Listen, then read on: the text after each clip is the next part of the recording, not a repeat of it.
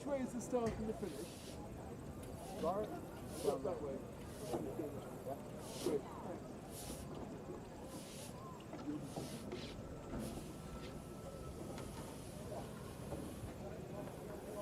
Niagara College programs immerse students with a highly experiential learning environment enhanced by digital technologies.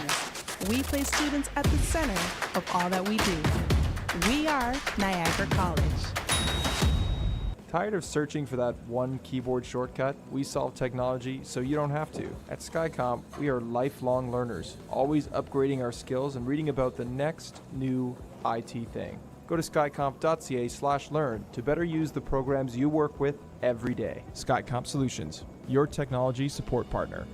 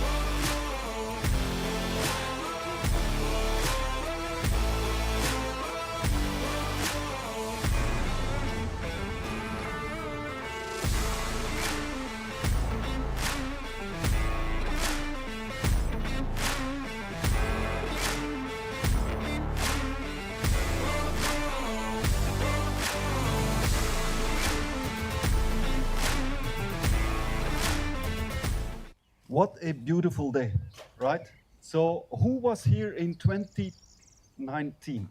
So we're 2024 now, and in those years we had about 300 people, right? Collecting a lot of pounds of waste. How many?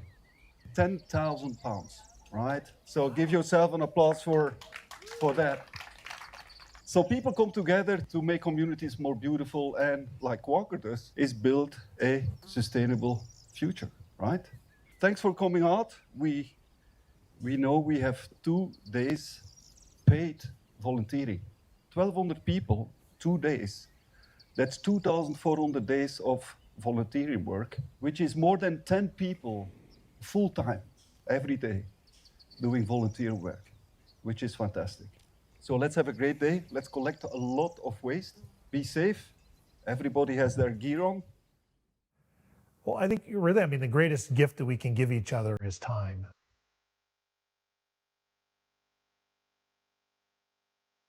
It's really a part of Walker's DNA, and it has been since we first started in 1887.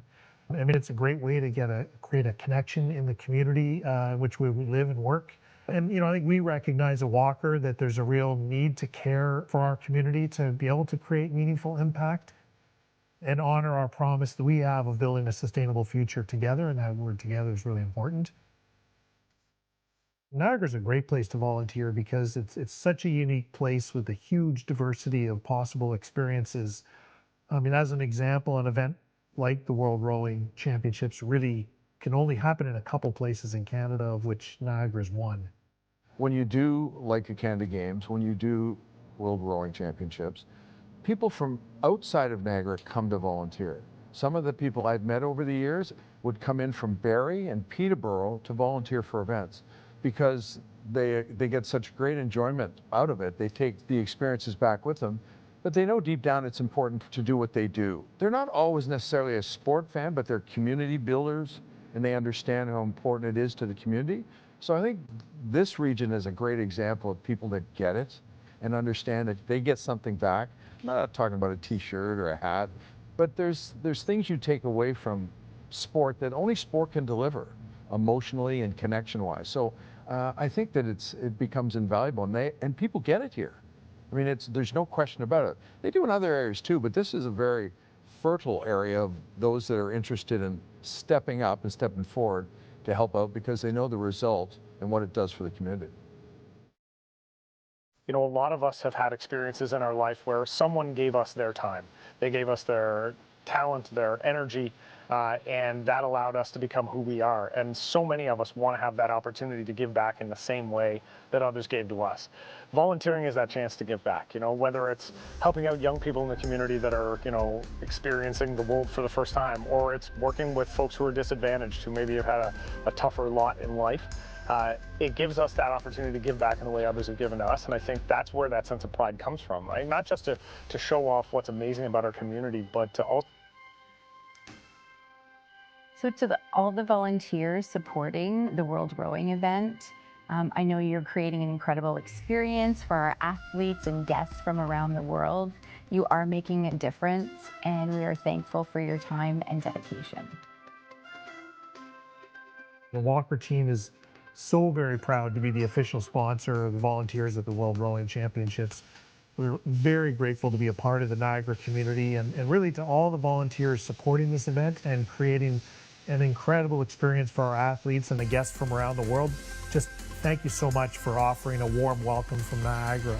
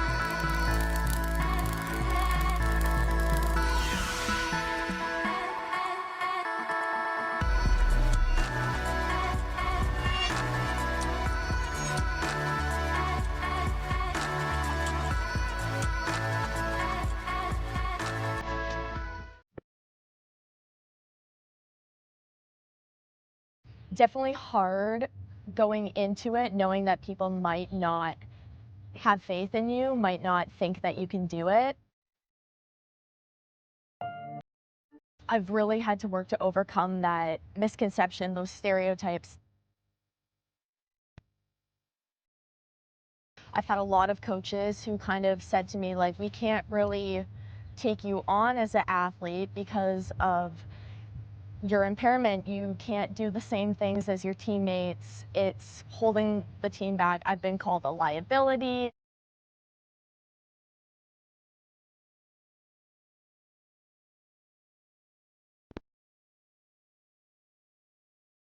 Because I really want to advocate that I am capable of doing this. My friends who have impairments are capable of doing this. It doesn't mean that we just have to be recreational athletes. We can compete at a varsity level. We can be competitive and win races.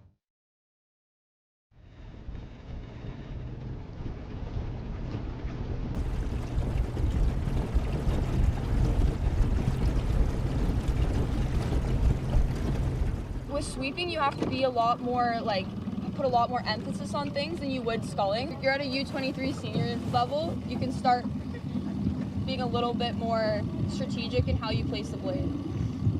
And I can say that with trusting that you're not going to pull like a U19, U17 and just... The steering is primarily like a timing and like a tech problem. We'll figure it out. I'm Mia Biancanello. I'm from St Catharines, Ontario. I've been rowing for about 6 years now. I row for Brock's team and I row for the St Catharines Rowing Club. I was born with a genetic condition called oculocutaneous albinism. It affects the pigment and the melanin in your skin, which plays a big role in the development of your eyes. And so because I have that kind of delay in pigment, my eyes did not develop correctly, and hence I am visually impaired.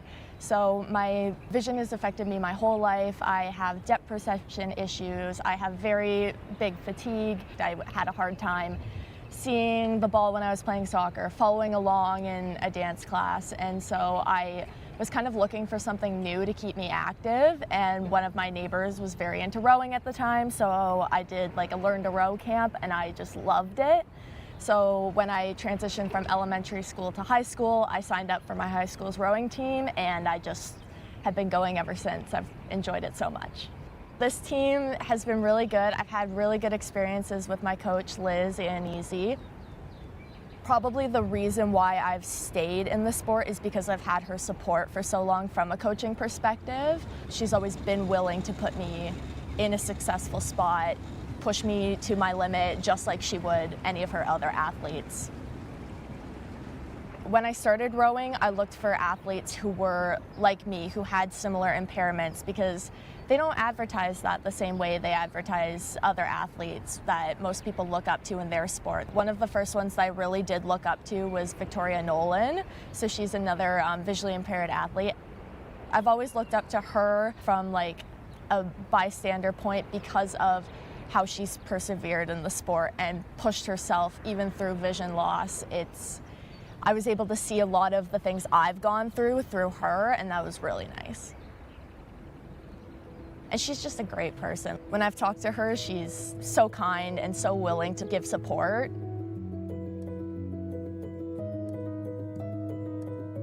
What I love about rowing is that in my everyday life, I walk around very careful and nervous. Everything I do is slow because I'm afraid of getting hurt. When I get in the boat, all of a sudden I have that freedom. I don't have to worry about where I'm going. There's someone else steering the boat.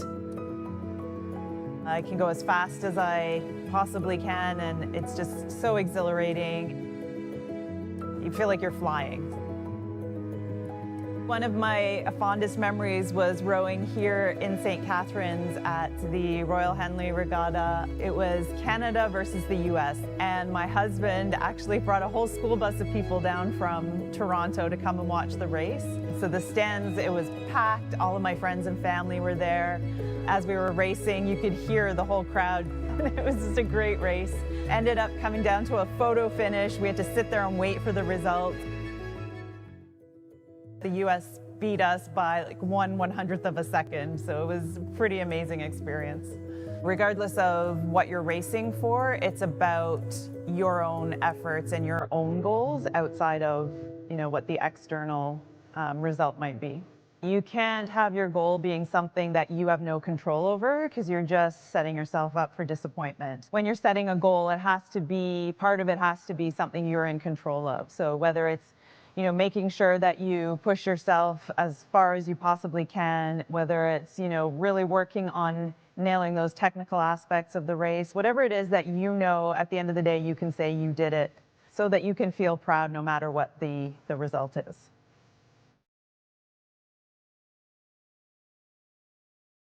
From an athletic standpoint, I'm trying to prepare myself for my university season, hoping to be the fittest I can be for our training camp and selection process. From an advocacy standpoint, I'm trying to just implement more para races where I can. I'm trying to advocate for para athletes to be included. So for me right now, my goal is our Ontario University Championships. I'm trying to make sure that we have an event for para athletes, that our race is set up and accommodating.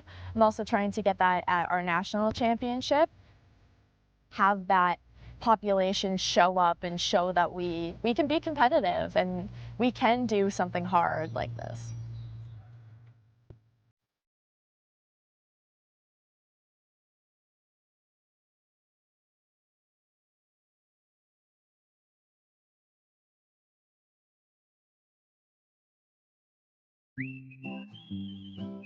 Adulthood is full of surprises, maybe too full of surprises. That's why CAA Niagara has reliable insurance plans.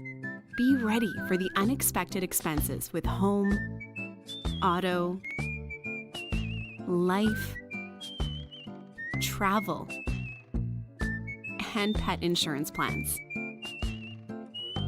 Plus, CAA members get exclusive pricing on all of our plans. Because adulting is hard, but CAA Niagara makes it easy. Click today for your free online quote.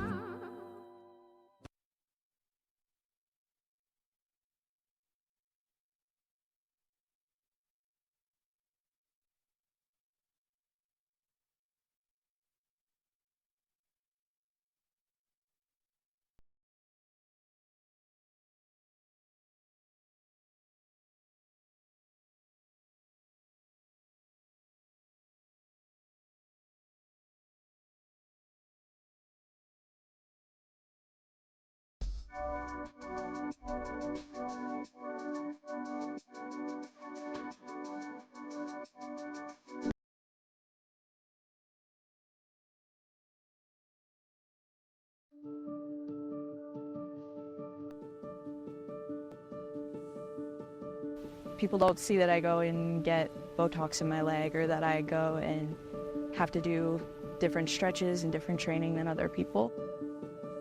Saying, like, you don't really have a disability, like, you shouldn't classify as para, and there's misconceptions on whether or not my disability is not that bad, and me kind of not telling people, and they don't understand how I grew up and all the stretching every night, and I would have to do walks and build my way up to things that went into getting me to where I am now that I don't think people realize, and they just see, oh, like, you fit in with everyone else, and it's because I've put the work in to get there.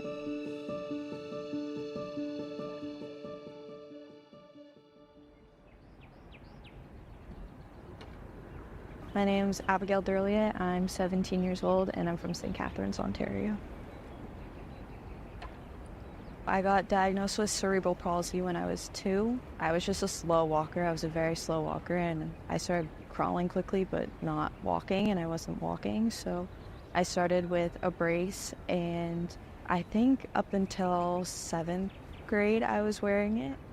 When I heard that there was a possibility of me not having to wear my brace anymore, I kind of started doing all my stretching. I started walking a lot with my mom, biking, trying to do anything to not wear it. I wanted to go into high school without having to wear it because, you know, you're meeting new people, and I definitely got made fun of for it a little bit in elementary school, and never wanted to talk about it, never wanted to tell anyone about it because I felt embarrassed and ashamed of it. Starting high school, I didn't tell anyone, and my coaches, no one ever knew until this year. This was the first coach that I had that ever recognized it and noticed it, so. But I'm glad that he did notice it in the end because it opened a lot of opportunities and doors for me. When I told him, he was like, oh, you might qualify for para, and I found out I did. There was just so much there that I wasn't expecting. So, you know, I've been training a lot more since then. I've been upping my training quite a bit, and it's a lot more motivating when you have bigger goals to get to that you think are more achievable. It's all new, it's all learning, it's all figuring out what para rowing looks like and what it could look like, because right now is one way, but the more para rowers we have, I think, you know, the visibility increases, then that helps to attract more para athletes, and then it just makes it easier to have these para events, because it's always been these pockets. It's kind of the role, you know, you'll take on. You know, Mia's doing some of it now, and Yeah. is, you know, because you're so young and you'll be in it for so long, it's like, okay, make it easier for whoever the next person is, so they don't have to kind of repave the road every single time we get a para athlete, and we're starting from scratch again. Biggest achievement was probably reaching the developmental standard for para for Team Canada, and then I got accepted to race at Worlds. Unfortunately, we're not going to race, but I was scheduled to race, so that was a big achievement for me. Kind of knew that it had been a thought that it was going to get canceled because there wasn't enough para athletes. There's not many para rowers, and so a lot of them are in Paris right now. I think numbers is a huge thing. Even recently at Henley, we did a race, and it was straight final, which is very uncommon for a race like Henley. I think my other races, we had 50 boats per event. In this race, we only had 2 boats, so and it was largely Americans. There's not very many here in St. Catharines, so just definitely a lack of people. So most of our work is with people who are not athletic, actually. A percentage of work with those elite level athletes would be very small. It would be probably in the 1% to 2% range. And that's an interesting issue because what we gain from that work and working with elite level athletes really stretches us, really stretches our capacity as a company and as practitioners to explore the highest level of care that those people require to perform at their elite level.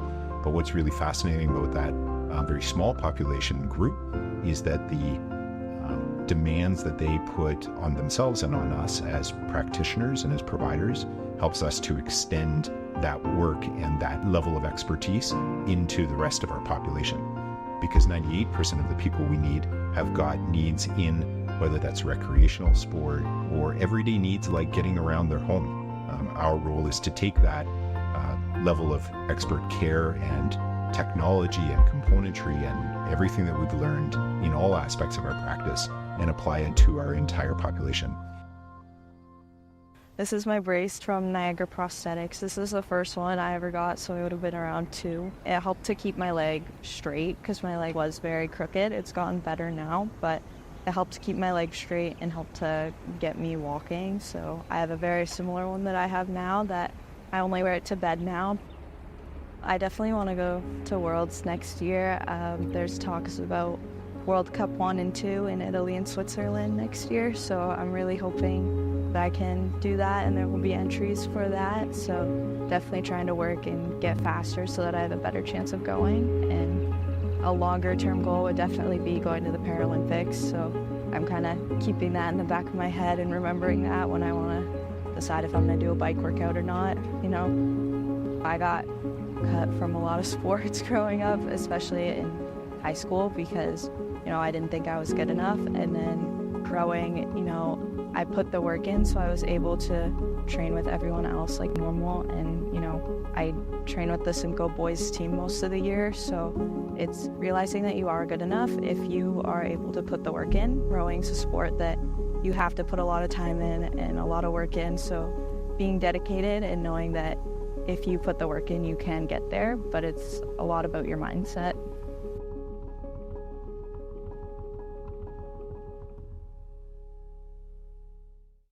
At Genesis Niagara, the most important feature in every Genesis is you. Designed with the simple idea that the experience of owning your Genesis should be as exceptional as the vehicle itself. It's about valuing your time, respecting your lifestyle, and making things effortless, and building a relationship based on trust. Genesis Niagara serving Hamilton, Niagara, where you are at the center of everything we do. Team Canada and Pilataria Estates Winery unite with a perfect pairing of tradition and excellence. Deeply rooted in pride, respect, and the pursuit of greatness.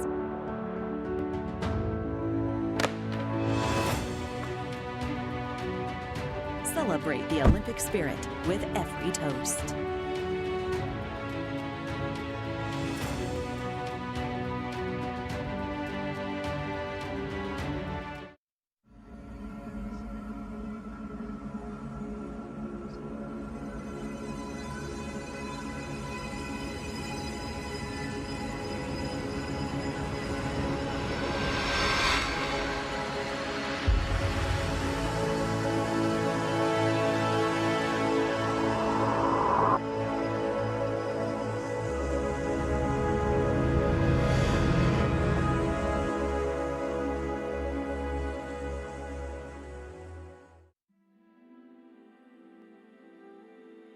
So I started Ridley back then. The earliest you could start was grade 5.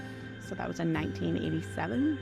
So I started in grade 5 and continued through. I started rowing. A friend of mine in grade 7 wanted to do the rowing camp. And then in grade 9, when you could start rowing at Ridley as a sport, one of my friends told me that we needed some more girls on the rowing team. So I came out and started then. Back then, we didn't row in the fall. We started with indoor training. So it was a lot of rowing ergometers, strength training. I remembered it was really, really hard. But then when we got on the water in the spring for the racing season, it all kind of came together. So I rowed throughout high school and I loved it.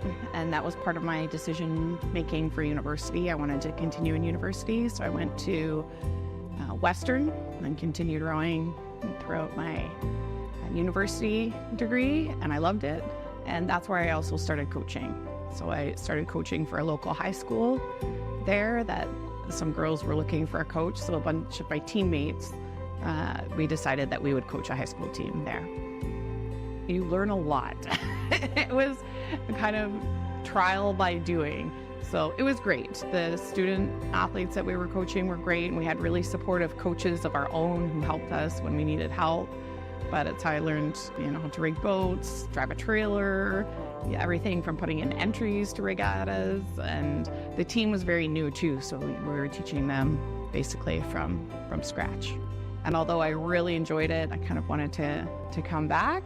And at the time, Ridley was also looking for a women's coach and had asked actually a couple of times if I was interested, but I had other coaching positions. So when the timing was right, they were looking for a coach and I was interested. So 11 years ago. There were a few big changes. Number one, it became like a full year sport. When I was a student here and rowing, we didn't do fall rowing. It was indoor training, winter training, and then the spring season only. When I started coaching here, it was a full year. So we did fall regattas, fall training, so it was year round.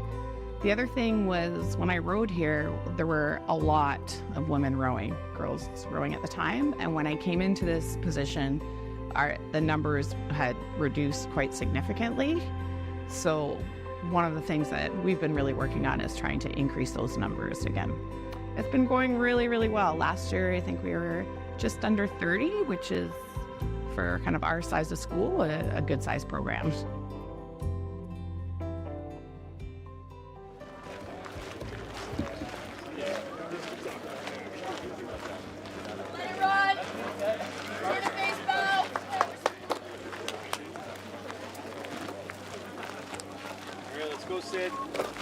The Women's Championship 8. The Brock University 25th Anniversary Trophy Final.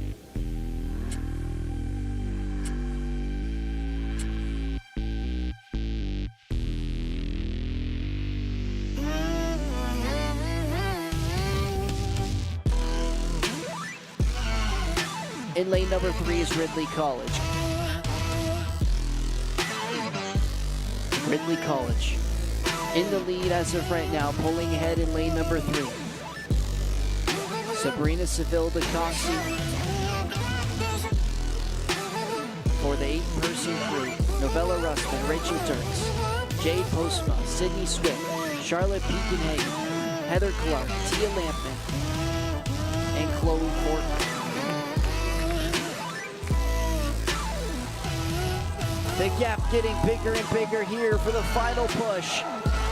Ridley College in lane number 3, holding on, and will win the Brock University 25th Anniversary Trophy as the champions of the Women's Eights.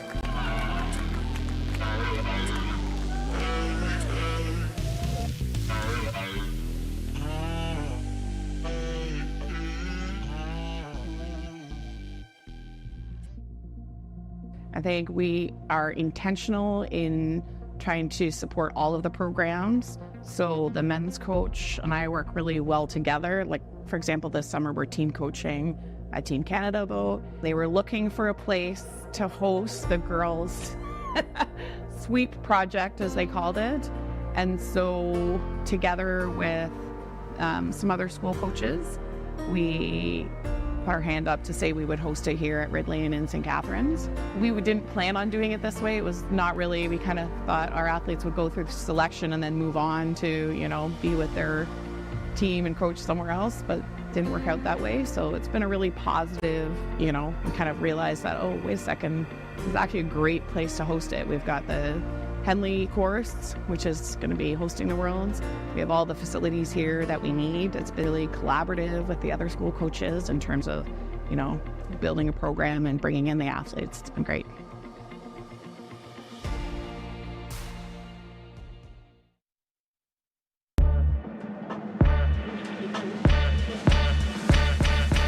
When you're purchasing swimwear from the Salty Bikini, you're getting beauty, confidence, and the latest in swimwear fashion. Every woman deserves to feel like a goddess in her swimsuit. Say goodbye to stress and hello to confidence as you shop with us. The Salty Bikini is proud to be a platinum sponsor of the 2024 World Rowing Championships. Good luck to all the competitors. Come see us in-store at the Salty Bikini. We're located in the Ridley Heights Plaza in St Catharines, Ontario, or visit us online at thesaltybikini.ca. Welcome to White Meadows Farms. Join our Discover Maple Sugar Bush tour and explore the world of maple syrup. Meet our expert guide and discover traditions that have thrived for centuries. Hop aboard a tractor-drawn wagon and United States, France, Tunisia. Attention.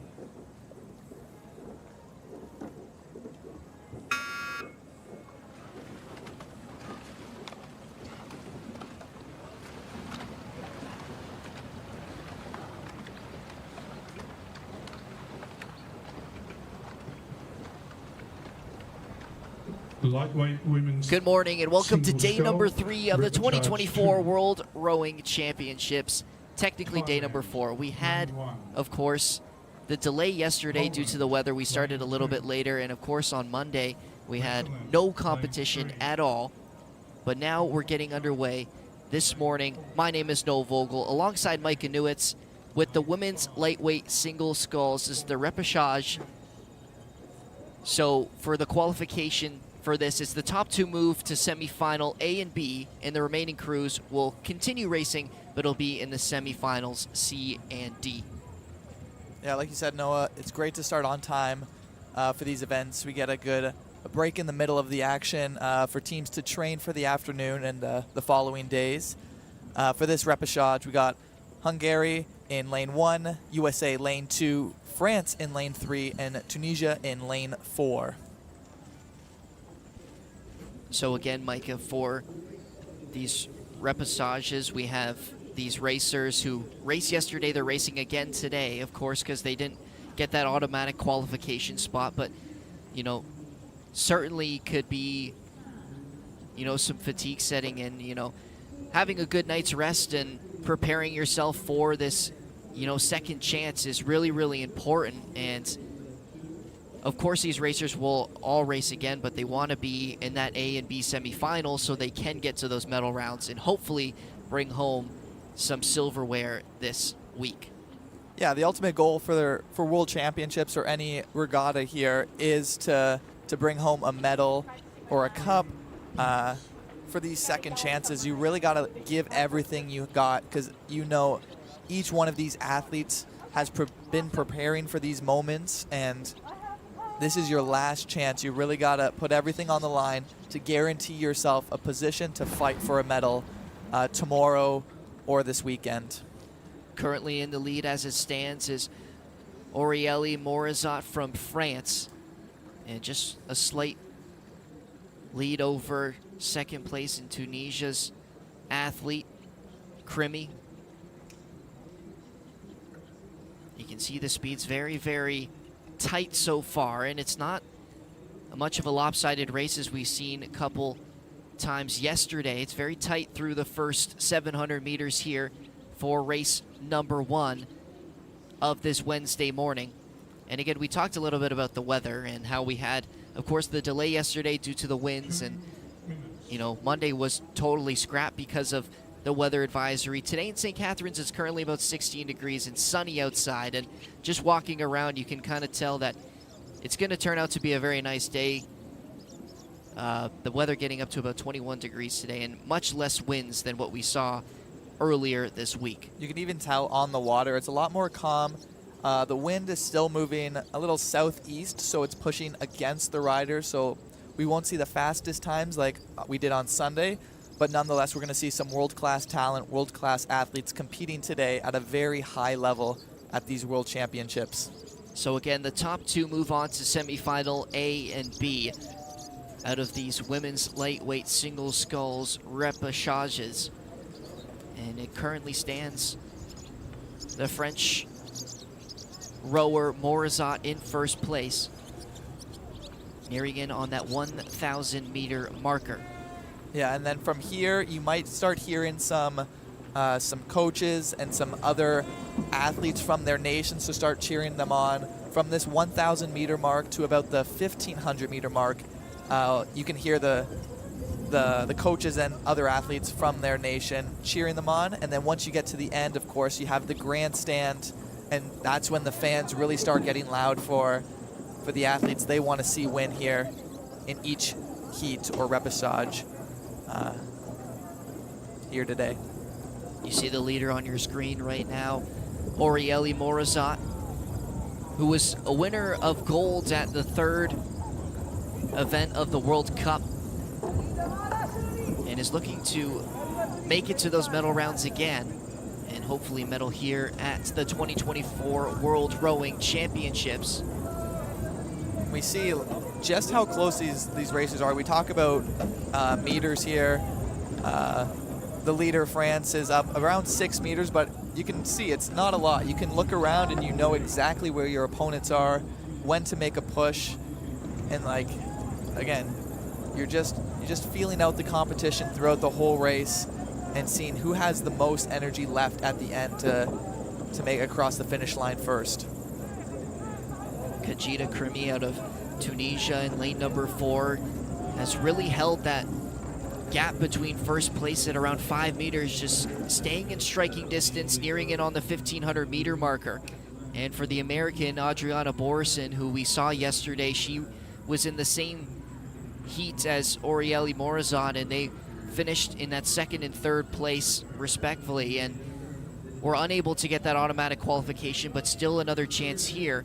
However, for Borison, she sits just out of those top 2 positions as it stands, but still only 14 meters behind the leader. Yeah, you see that stroke rate increase from the Tunisian, kind of bringing up her speed, meters per stroke, getting a good rhythm out there. Saved herself for a final push now. We have about 500 meters left to go. Less than a second between 1 and 2 here. Making a point. Say, I'm here for the finals, and I'm going to get there any way I know how. So still that gap between the American and the Tunisian for 2nd and 3rd place, as Khadija Krimi out of lane number 4 is looking to overtake the French rower in first place. Don't count out the American, though, only 15 meters behind, and we know from yesterday, Sunday, nothing is guaranteed here until you cross that finish line. She could be saving herself for a big push at the end in the last 200 meters. Just something to keep an eye on. As it, for now, it's the French and the Tunisian riders still in the 1st and 2nd place for this repêchage.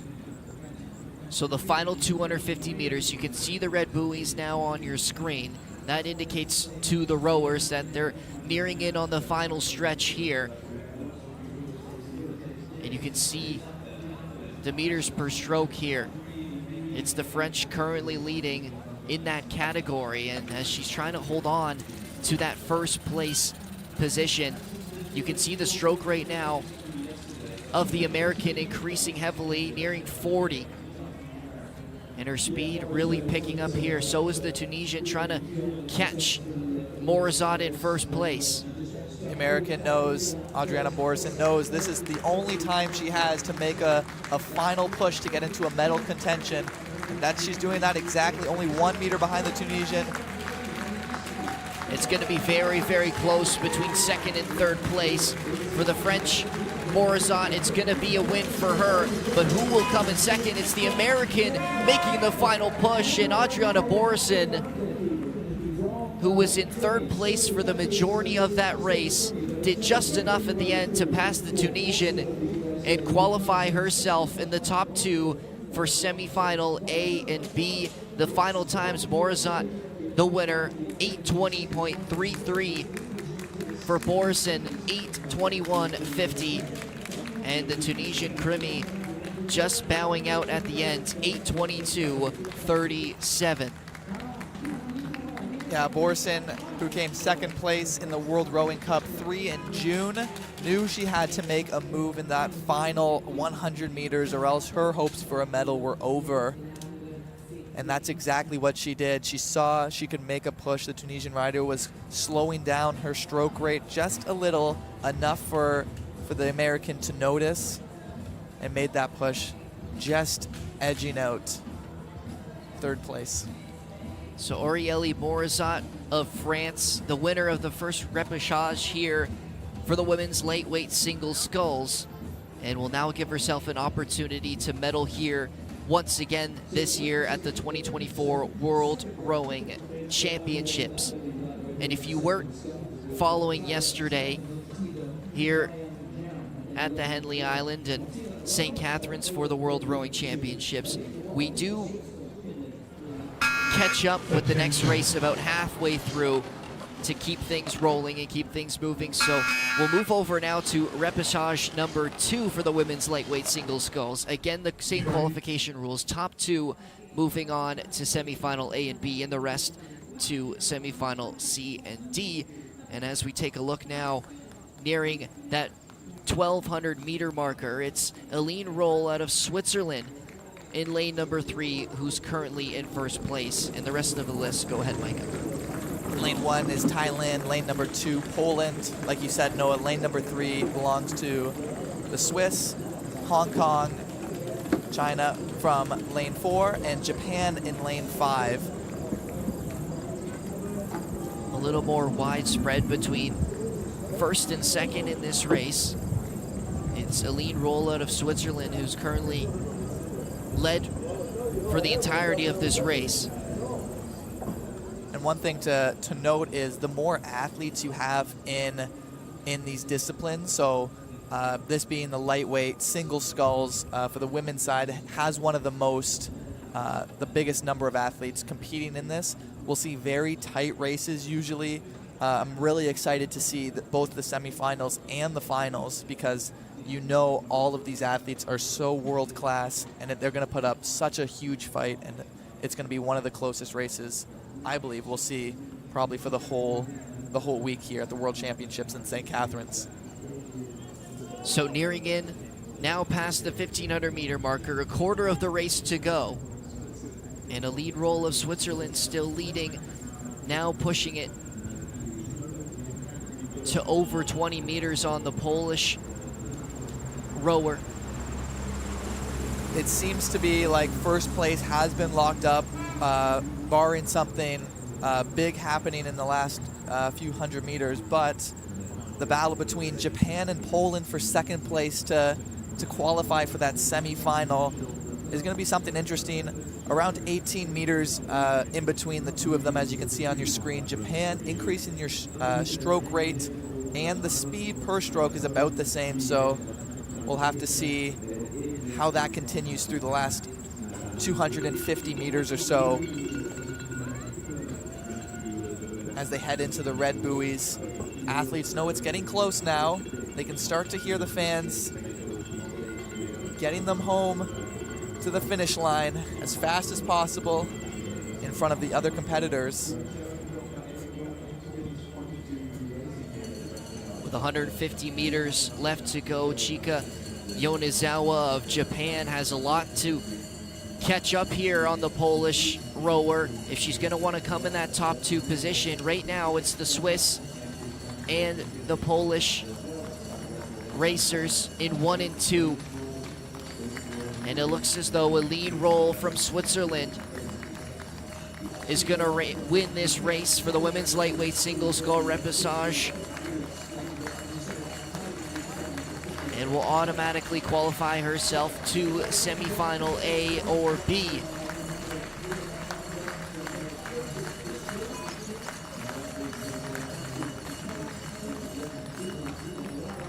And to finish in second place, the Polish rower out of lane number 2, Martina Radozo. Will be the 2 to move on to the top semi-finals and will have a chance to make it to the medal finals. Yeah, 2 different points in their career for the Swiss rider Aline Roll, only 24 years old, still almost just getting started, probably not at her peak yet, still learning lots about the sport. And then the Polish rider, 34 years old, kind of the veteran here, knows a lot and trying to rely on her wisdom of the course and her body, knows herself very well to put herself in a position to win. So the leading time in race number 2 from the Swiss rower Aline Roll, 8:25.14 the time. And now we move over to repechage number 3 out of 4 for the women's lightweight single sculls, which are currently past the halfway point, nearing in on 1,200 meters. In the lead currently, as we take a look at their start, is the Mexican, Kiana Lechuga Alanis. And it's not a big one. It's very narrow, the top 3 currently. But you see her on your screen now with about a 10-meter lead over the South African and Nadia Gaspari.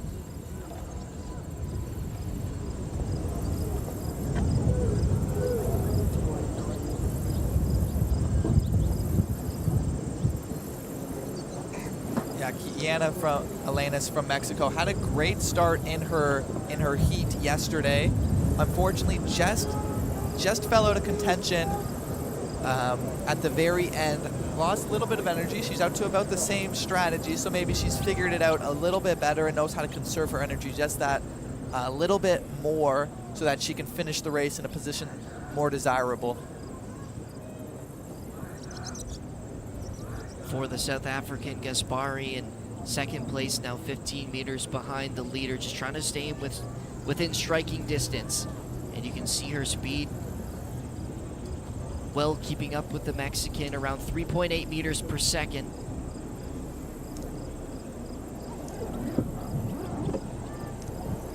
Again, the top 2 move on to semifinal A and B, which are the semifinals you want to be in if you want to get into the finals. And the rest heading to the C and D final. Mexico still in the lead. South Africa 3 seconds behind her. And then Germany 5 seconds behind the leader is your top 3. Still close for second place. Lots of stuff can happen. Only 7 meters between the 2, Germany and South Africa. So it's going to be a tight race coming into the last 400 meters here. Like we've seen the past couple repechages, is this discipline is very tight. The competition is fierce, and everyone is out to prove themselves to be the best in the world here.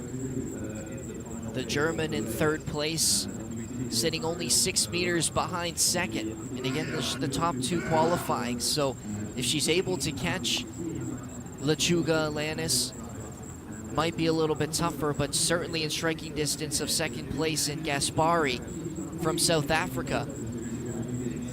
As we near in on the final 250 meters, passing the red buoys. And you see now the Mexican rider increasing her speed enough that she can stay ahead. She really wants to win this. She knows the race is almost over.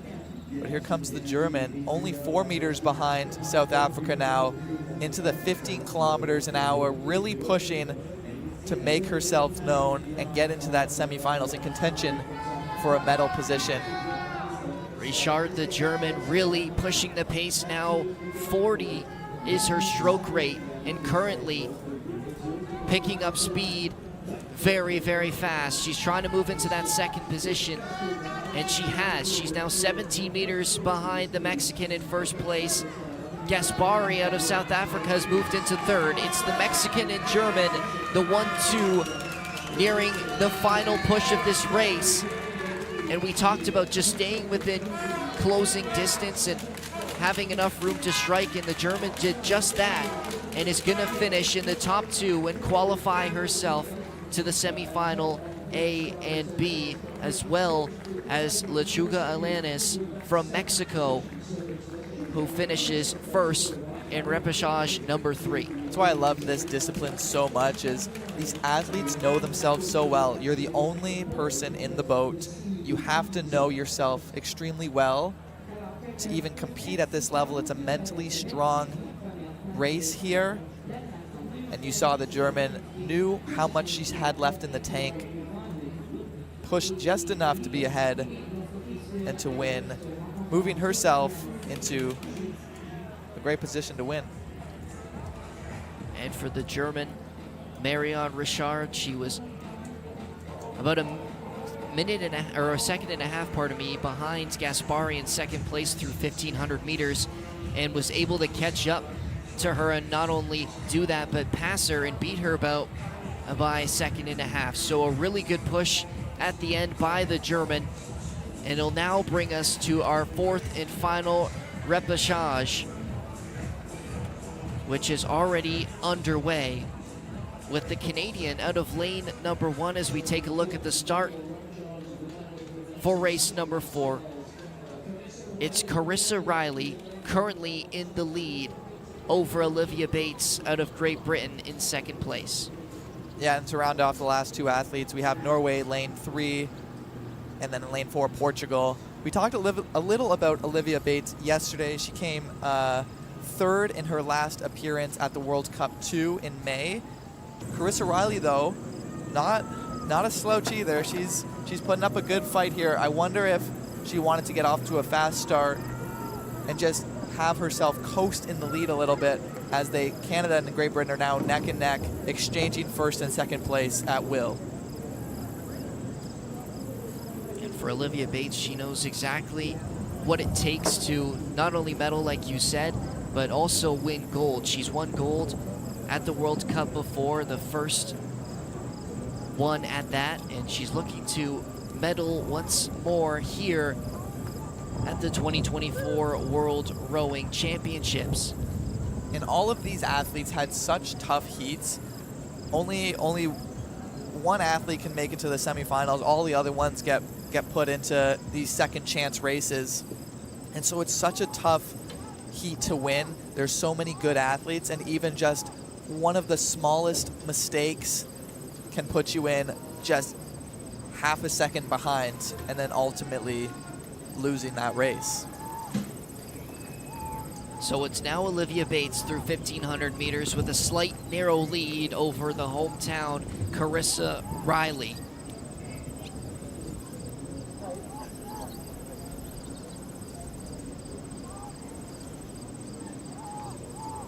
And not too far behind them in third place, Mia Amelia Lund of Norway, who currently sits 10 meters back from the leader. This is a very interesting course here at the Royal Canadian Henley in St Catharines. A lot of the races you see, even the Olympics just a few weeks ago, the water is a lot thinner. There's not as much waves, or weather conditions don't really come into matter as much as this one here, as it used to be an old canal route connecting Lake Ontario to Lake Erie, and then it got moved. So you can see just how wide this water really is. Of course, the bridge in the background here opens up a crosswind, so that's something to be careful for. A lot of the athletes we see here have saved enough energy just to counteract that crosswind, so they're strong enough and have that power to push through that here. Last 200 meters to go. It's really tight through the top 3 right now. It's Olivia Bates of Great Britain who's holding on to the lead, but just narrowly over the Canadian, who is holding on to second place over Lund of Norway. Again, number 1 and number 2 will move on to the semifinals. 3rd and 4th place, unfortunately, will move down to C and D. So the final push here, can the Canadian hold on to that second place? It's going to be very, very tight. Nearing the finish, it's going to be Olivia Bates and Mia Amelia Lund of Norway. It looks to be the top 2 finishers, as the Canadian Carissa Riley could not hold on to the second spot. So Great Britain and Norway moving on to semifinal A and B, and Carissa Riley will have to settle in semifinal C or D. It was a really good race run by the on the top 3 racers there, but yeah, ultimately Carissa Riley had, I think she perfected the strategy there. Unfortunately, just didn't have enough, or she thought she had a little bit more that she didn't have, just to fall behind Norway there. But great job, Olivia Bates, great job, Amelia Maya Lund in Norway, to put themselves in a position to win. Well, and it was the Norwegian who really picked up her pace. She had one of the top speeds through that final 500 meters, and she was not slowing down at all, had a lot left in the tank, and was very close to catching Olivia Bates in first place, but will settle with that second, and of course the automatic qualification to semi-final A and B. So now we move over to our next event of this morning. It's the U23 women's pair. This is also the second chance opportunity for these duos. The top 2 move on to final A, and the remaining crews will fight for some bragging rights in the B final. We get underway halfway through this race, past the 1,200 meter marker, and it's currently the Spanish duo in lane number 6 with the lead. Yeah, you can obviously tell that these racers are moving a little bit quicker than the singles that we just witnessed, but of course that's because they have one more person in their boat. The same number of oars, though, as they're doing a sweeping motion there. 1 oar per person. The Spanish in the lead. Netherlands in second place, just about 7 meters behind them.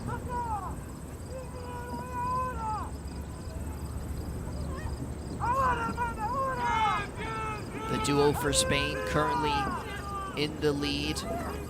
Noroa Zubamendi and Emma Ilimbao Boris.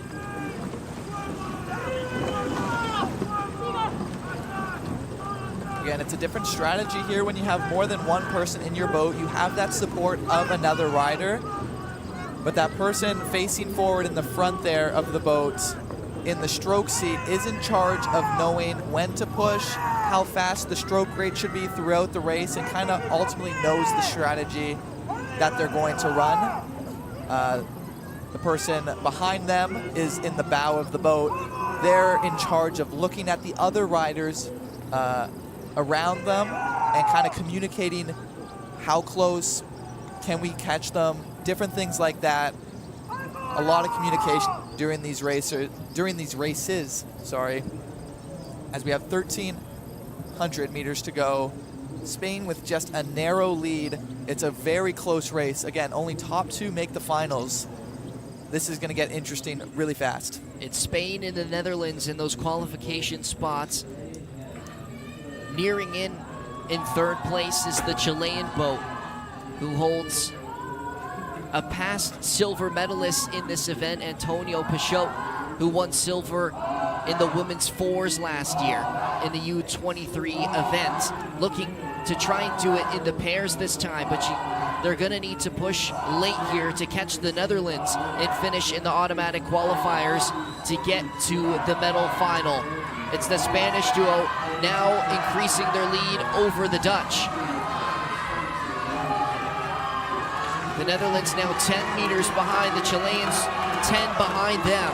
It's going to be the Spanish duo as they near in on the finish to win the U23 women's pair repechage, and it will be the Dutch just behind them to finish the top 2, moving on to the A final.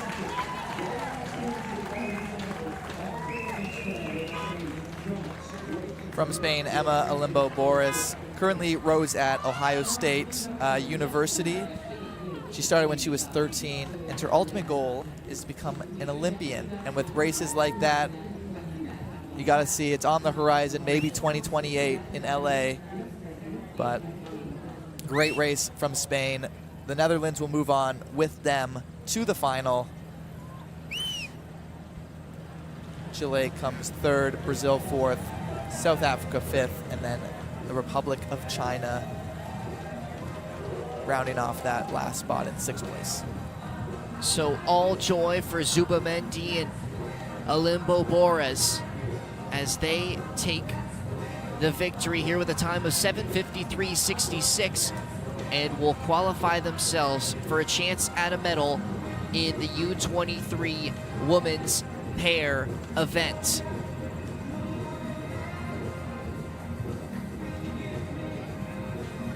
See on the screen, we got the next repechage for the U23 women's quadruple sculls.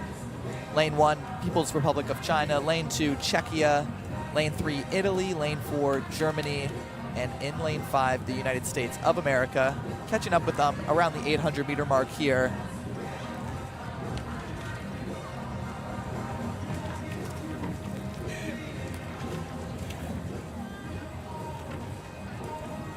So same rules apply for the U23 women's quadruple sculls. The top two will qualify to the medal final, the final A. The rest will fight it out in the B final.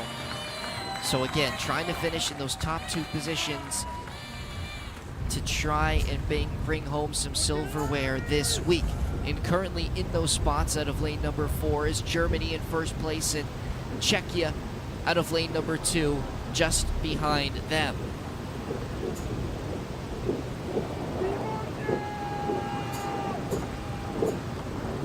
In that German boat, we have Clara Reiter, Matilda Kitzmann, Malo Woolenhaupt, and Clara Kurtzten.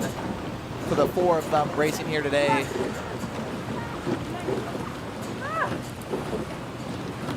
Czechia currently in second place, were the silver medalists last year.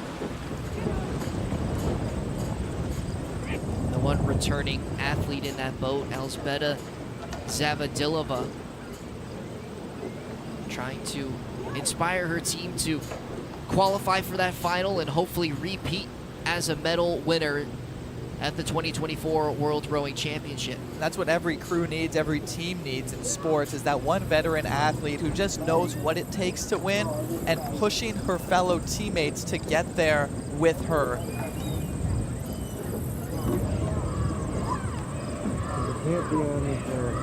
The Germans certainly have a lot of that experience. 2 rowers who won the gold in this boat class in the 2022 U23 championships and are certainly a team to watch, as you can tell, sitting in that first place and now extending their lead over Czechia.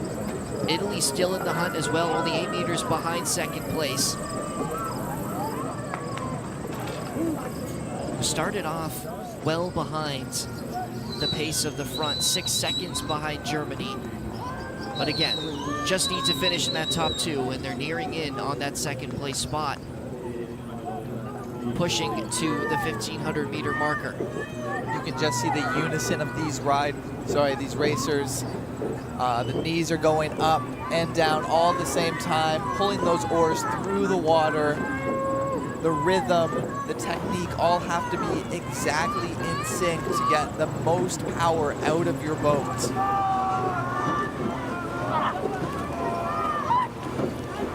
So the final chance for these 5 boats to qualify to the A final for the women's U23 quadruple sculls. And right now, Germany continues to extend their lead. Czechia holding on, trying to fend off the Italians in that second spot as they near in on the final push here, 1,600 meters past. Italy improving their speed here. The stroke rate is about the same between Czechia and Italy. But again, it's not about how fast you can get your oars through the water. It's about the efficiency of it. And right now, Italy is doing a much better job, almost half a meter per stroke better than Czechia. And it shows as they continue to create a gap between the two of them. So Italy overtaking Czechia for second place. And the third place team now just completely falling off the top two. The speed of Italy increasing. They're not going to have enough to catch the Germans as long as they keep this pace going forward. But will definitely be happy just to finish in that top two and qualify for the medal final. And this really shows they might not have won their heat, but this is a dominant win in the repechage. And this shows that they're going to be ready for the finals and ready to prove a point. So the Germans to finish first. And behind them will be the Italians. Czechia to finish in third. China to finish in fourth. And the United States to round out the top five here. But for Germany, a dominating win. 4 seconds ahead of Italy in second place, who made an incredible push in the final 500 meters to overtake former silver medalist Czechia and get themselves into that medal final. From start to finish, really special there from the Germans. Really worked together as a team, and the result shows. So Germany will look to replicate what they did in 2022 in the U23 championships and come home with gold in the U23 women's quadruple sculls. Will have to wait for that final, but they've qualified themselves with the best time in the repechage with a time of 7:02.27. Now moving on to semifinals. So if you're new to rowing, just tuning in for the first time, this is semifinals C and D. So the winners of this race will not be a part of medal contention if they win, but of course each rider will still get 2 more races in this week for that experience and to always compete against new people to keep understanding different strategies that these nations have between each other. So starting out in lane number 1 as we catch up with this U23 men's single sculls semi-final race about the 500-meter marker. In lane 1 is Mexico, lane 2 Brazil, Japan in lane 3, Canada in lane 4, and Chinese Taipei in lane number 5.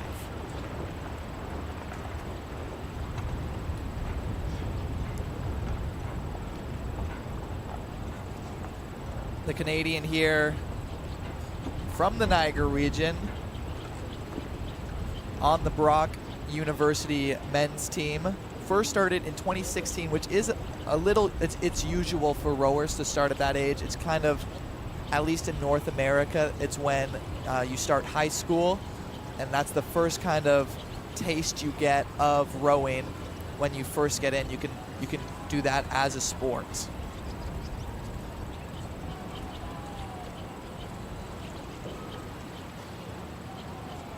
Very, very tight race through 800 meters now. Not a lot between second and fifth place, but still for first place Breno Felix from Brazil.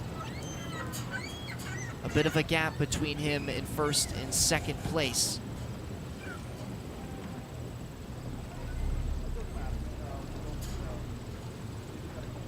Yeah, the China Taipei rider really coming back. They were a little far behind there to start.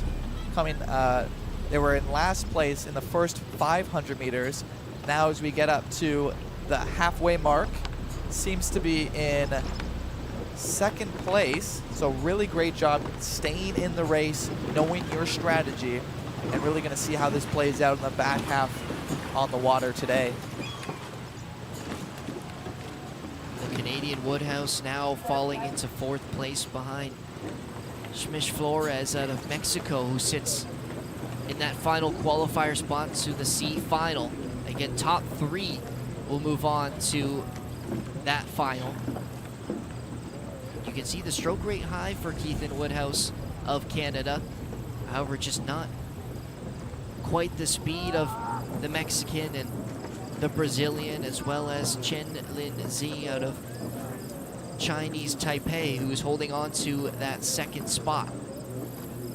Yeah, again, the Canadian Woodhouse, his biggest challenge this year, in his own words, has been the confidence in his ability. So again, this singles race is such a mental game. You're the only person in the boat from the start line to the finish line, and so you have to know you're ready to be there throughout the whole race. And again, it can get mentally tough, especially in the back half of the race. You can see Woodhouse on your screen now, just trying to stay within striking distance of third place, which is currently held down out of lane number 1, the Mexican Schmish Flores. We should mention that the first 3 riders will move on to the final C. The rest will go on to final D, and we will have one more semifinal to have 6 racers in both the final C and final D later this week. See the Woodhouse, the Canadian, looking around, making sure he can still keep an eye on his opponents. They're not getting too far away from him. You got to think that he has a little bit left in the tank, getting ready to make a push for that top 3 position. The leader through 1,500 meters has been the leader throughout this race. Breno Felix of Brazil is holding on to that number 1 spot, but the margin's getting slimmer and slimmer as Lindsay of Chinese Taipei has moved within 10 meters now of the Brazilian.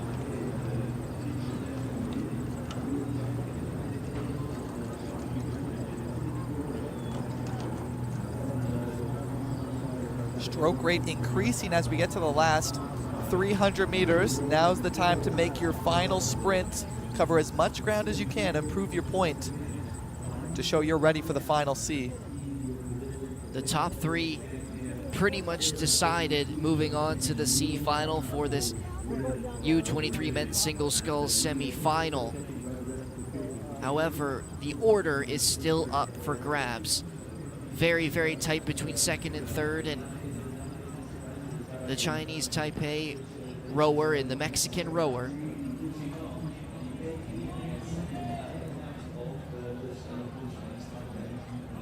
Again, we talk about just wanting to finish in those qualification spots, but the higher you seed, the better position you'll get when it comes to those finals, and would be a big boost of not only confidence, but just boost in the water. Of course, just not having to deal as much with those winds on those outside lanes, and being closer to the middle will help these rowers in those finals. Again, it's not a guarantee that you'll have a good race next time, but it's a little bit of a confidence boost knowing you're the best, having the best time coming into that race, being in the middle there.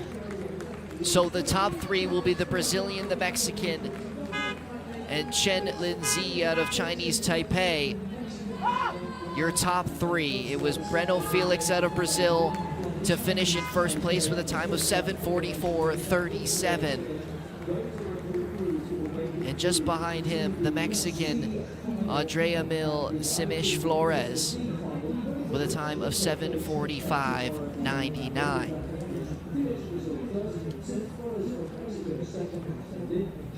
The Japanese rider really made it a lot closer than it was. It was a 3-horse race. Going for the majority of it, the Canadian fell behind a little bit. But really, yeah, Japan made it extremely close, fighting for that top spot, but just maybe if there was 50 more meters would have had it. But fortunately, it's always 2,000 meters here once you get to these high levels of racing. There are your top 3. They'll move on to the C final for Miyaguchi of Japan.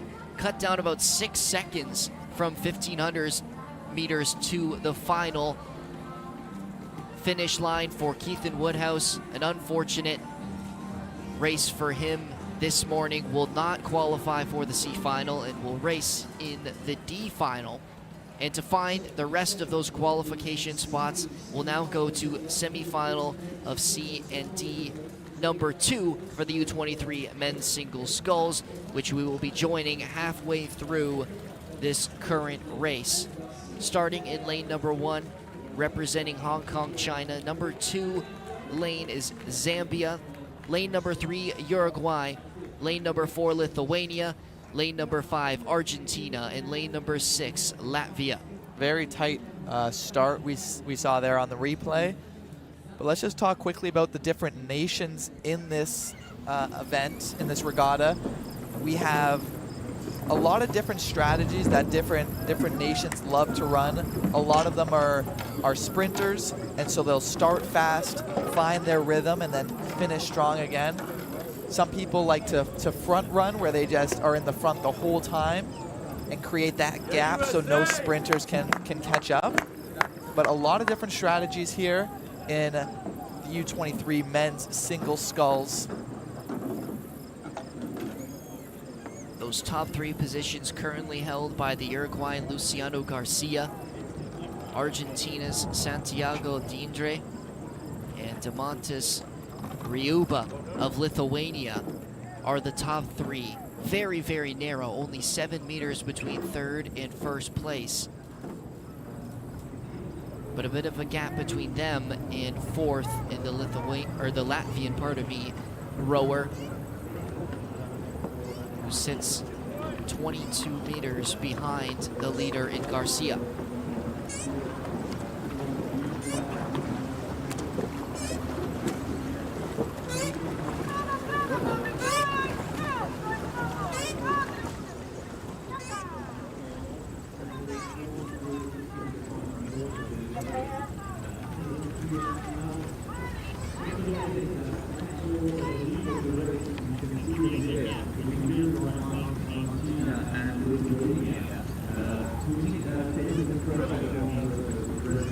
Is now Argentina in the lead,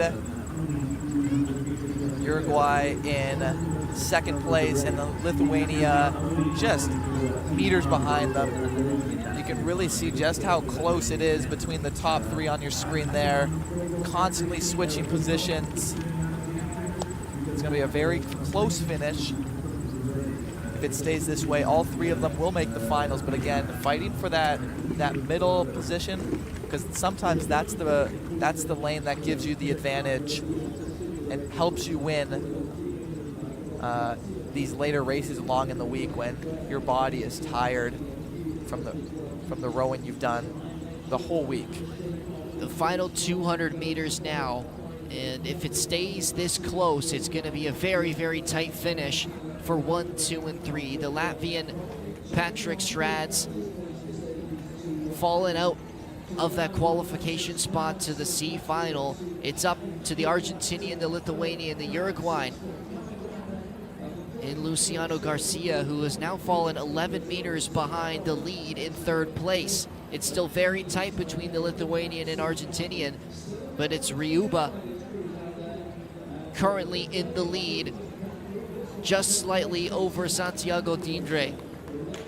As we near in on the finish line, it's going to be very tight, but the Lithuanian is going to take away the 1st place finish, and Santiago Dindre of Argentina to finish in 2nd with Garcia as the final qualification spot.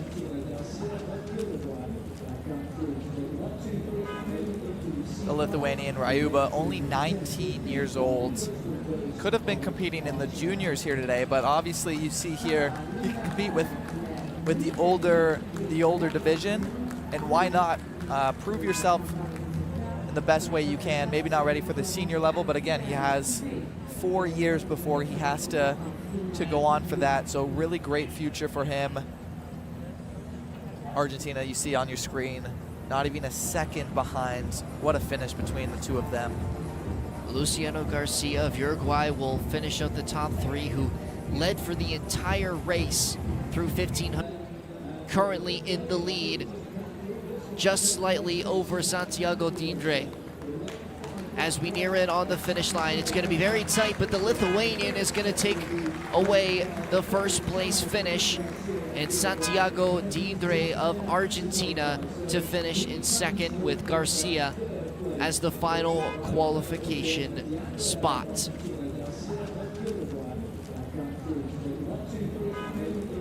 The Lithuanian Ryuba, only 19 years old. Could have been competing in the juniors here today, but obviously you see here he can compete with the older division, and why not prove yourself in the best way you can. Maybe not ready for the senior level, but again, he has 4 years before he has to go on for that. So really great future for him. Argentina, you see on your screen, not even a second behind. What a finish between the two of them. Luciano Garcia of Uruguay will finish out the top three, who led for the entire race through 1,500 meters until Damantis Reuba of Lithuania overtook him, and finishing with a time of 7:42.20 to take home the win here in the semifinals, number 2 for the C and D, and will qualify for the C final.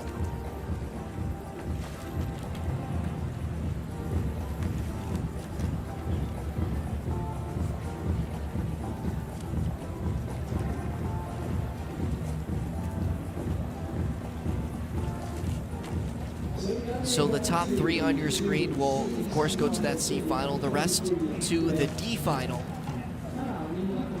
which will happen later this week here at the 2024 World Rowing Championships. If you're just joining us here in St. Catharines, my name is Noah Vogel, alongside Mike Inuits, here with you today, bringing you all the rowing action. And as we swiftly move over, we'll find ourselves halfway through race number 1 of the U23 men's pair. This is another semifinals for the C and D division. Top 3 will move to the C final, so just can't come last in this race because there's only 4 countries racing here this morning. Micah. Yeah, right now we have Paraguay lane 1, Bulgaria lane 2, Chile in lane 3, and People's Republic of China in lane 4. Bulgaria currently in the lead, but again, the goal is to not come last, and right now in the elimination spot is the People's Republic of China, only 3 meters away from Paraguay, so it's going to be a close one to see at the finish line here, but it's got to play with your mind a little when you're out on the water, knowing going into this race, knowing you just can't come last. You maybe want to save yourself a little energy, but you can't take anything for granted. This water can be cruel. We saw yesterday 2 boats go capsize, one during the race, one just after the race. And so you can't take anything for granted. You have to give it all you have in these semifinals to give yourself the best shot at winning.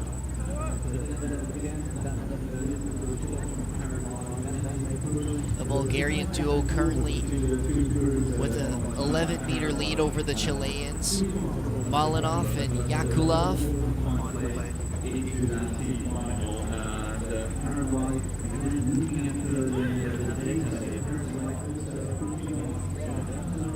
You can see now the Chileans really picking up their speed past the 200 final meter marker.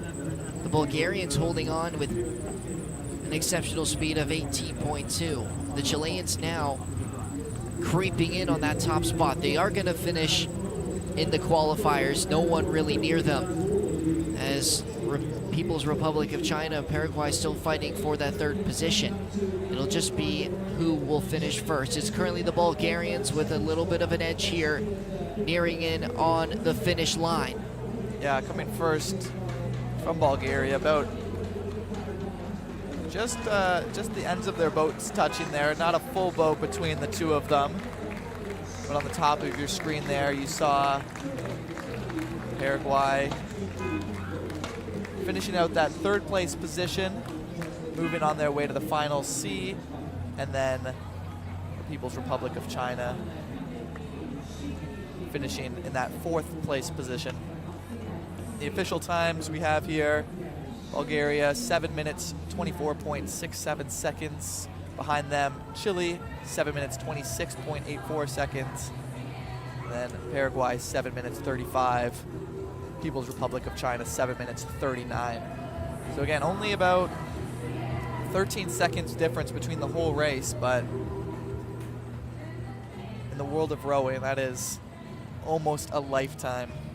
So a very strong race for the Bulgarians with a pretty good time. They can be confident about moving into that C final.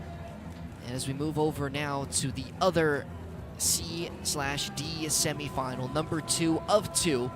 This time only 3 boats in the water for this U23 men's pair semifinal. The top 2 will move on to the C final, with the last place finisher moving on to Final D. So again, you can't come last in this race if you want to qualify for that upper final. And currently, as it stands, it's Hong Kong, China out of lane number 1, sitting in that 3rd place position. Poland out in the lead in lane number 2, and Japan in that 2nd spot in lane number 3.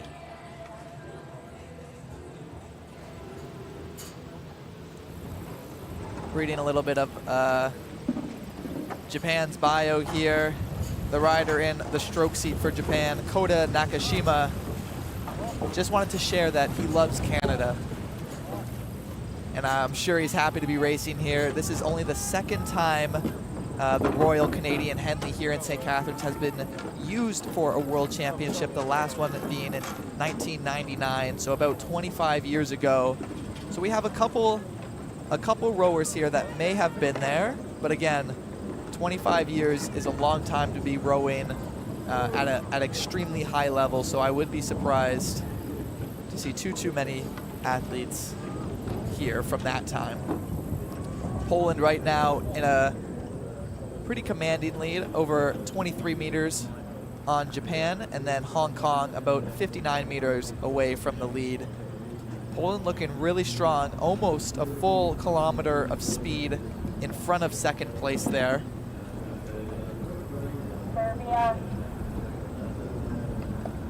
You can see the posture of these riders, staying upright, moving their legs. Common misconception of rowers is their arms are doing all the work, but as you see those knees going up and down together smoothly, it is 60% of your legs doing the work here for the 2,000 meters.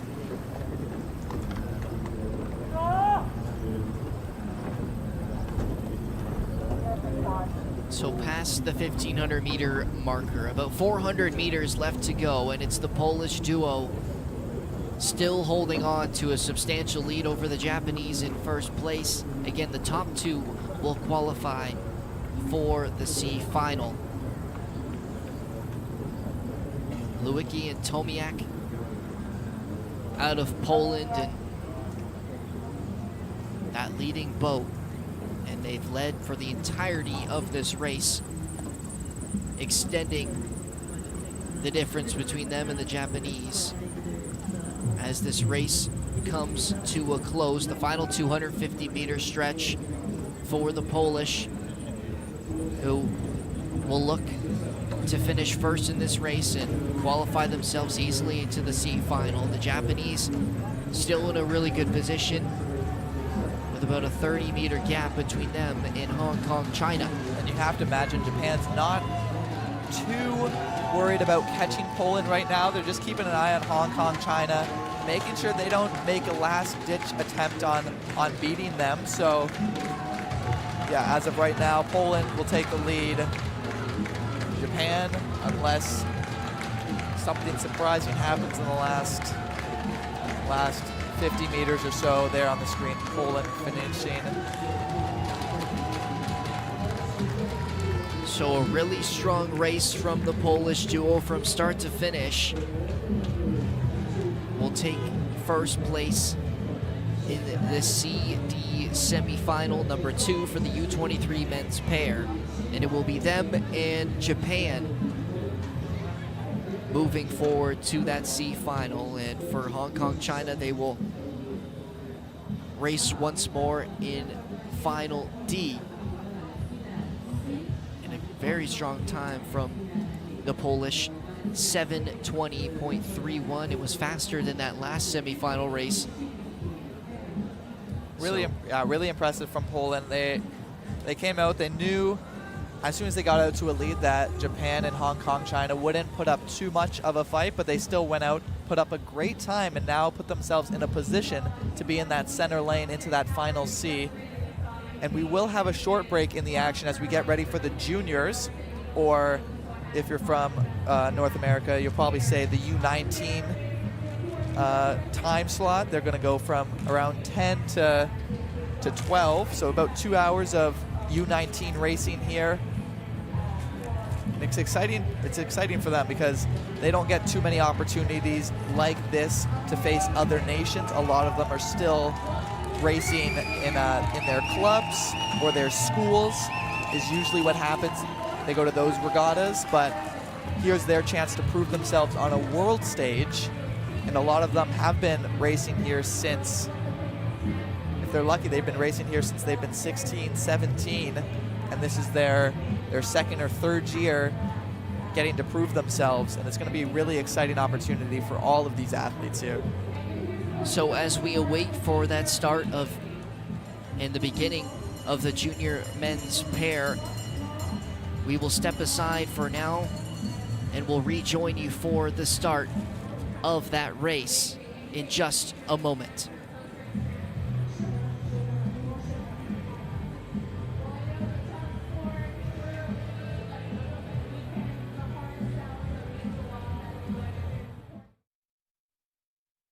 Who was here in 2019? So we're 2024 now, and in those years we had about 300 people, right? Collecting a lot of pounds of waste. How many? 10,000 pounds, right? So give yourself an applause for that. So people come together to make communities more beautiful, and like Walker does, is build a sustainable future, right? Thanks for coming out. We know we have 2 days paid volunteering. 1,200 people, 2 days. That's 2,400 days of volunteering work, which is more than 10 people full-time every day doing volunteer work, which is fantastic. So let's have a great day. Let's collect a lot of waste. Be safe. Everybody has their gear on. Well, I think really, the greatest gift that we can give each other is time.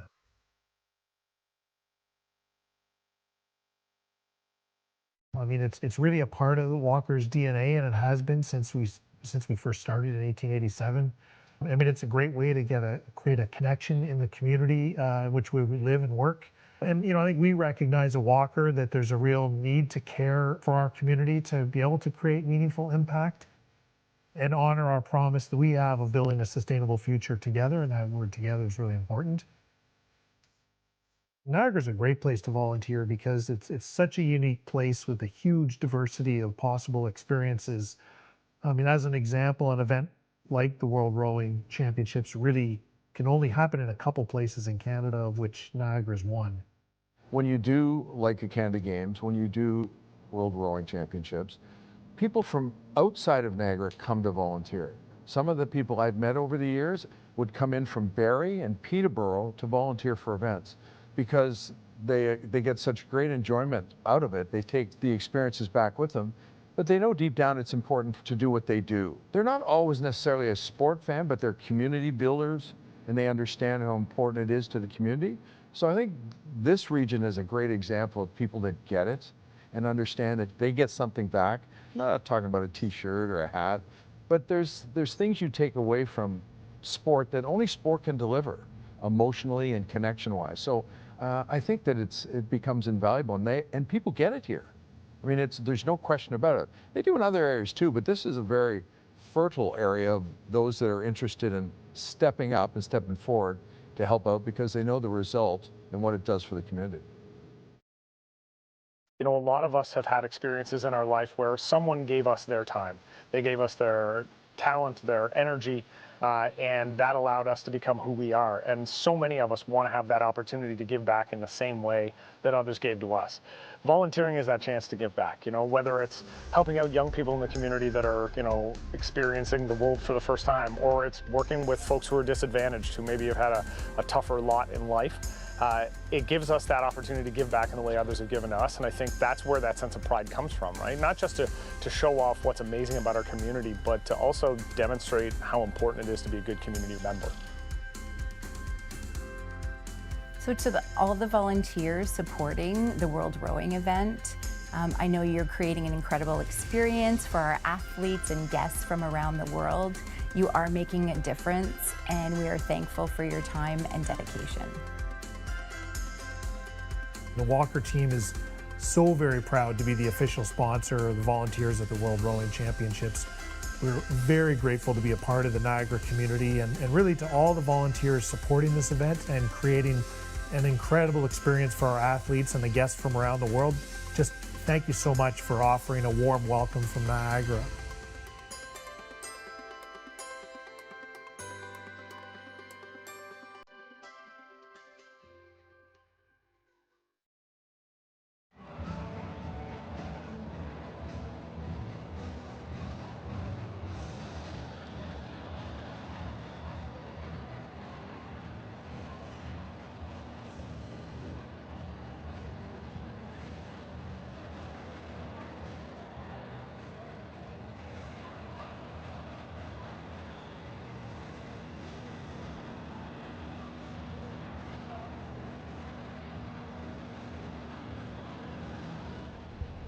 Welcome back and good morning here in St. Catharines at the 2024 World Rowing Championships. We took a small break, but we're back now with the start of the junior men's pair event. This is the beginning of the heats, Micah, so we want to explain a little bit about how that qualification works. Yeah, for this men's pair, there'll be 2 heats. In each heat, one team will make the finals. All the other teams will be sent to the repêchage, which is a French word for second chance, second try, and they'll have another attempt to make the finals. But again, only one position is guaranteed in each of these heats, so these racers are really going to be pushing themselves to get in that first place position throughout these 2 heats. So starting out in lane number 1, for heat number 1 is Serbia, in lane number 2 Switzerland, lane number 3 Romania, lane number 4 Greece, lane number 5 Spain, and lane number 6 People's Republic of China. Junior men's pair, heat 2. You can see there, these guys are a little younger than most. We have ages in this discipline, ages 16 to 19. So we're going to see a little bit more of the inexperience come out a little bit. But again, this is such a great opportunity for these rowers to get out on a world stage, show each other's where you got. But we may hear some official audio coming through the broadcast as they tell riders to move left, move right, to try not to hit other riders. Of course, safety comes before all in these regattas, so just making sure that no one is riding into other people accidentally. This first heat is very stacked, as you would say. The top 3 currently in the lead in this race are all the medalists from the European U19s. Romania taking home the gold, Greece finished with the silver, and Serbia were the bronze medal winners. And currently through the first 500, it's Serbia with a very narrow lead over the Romanians.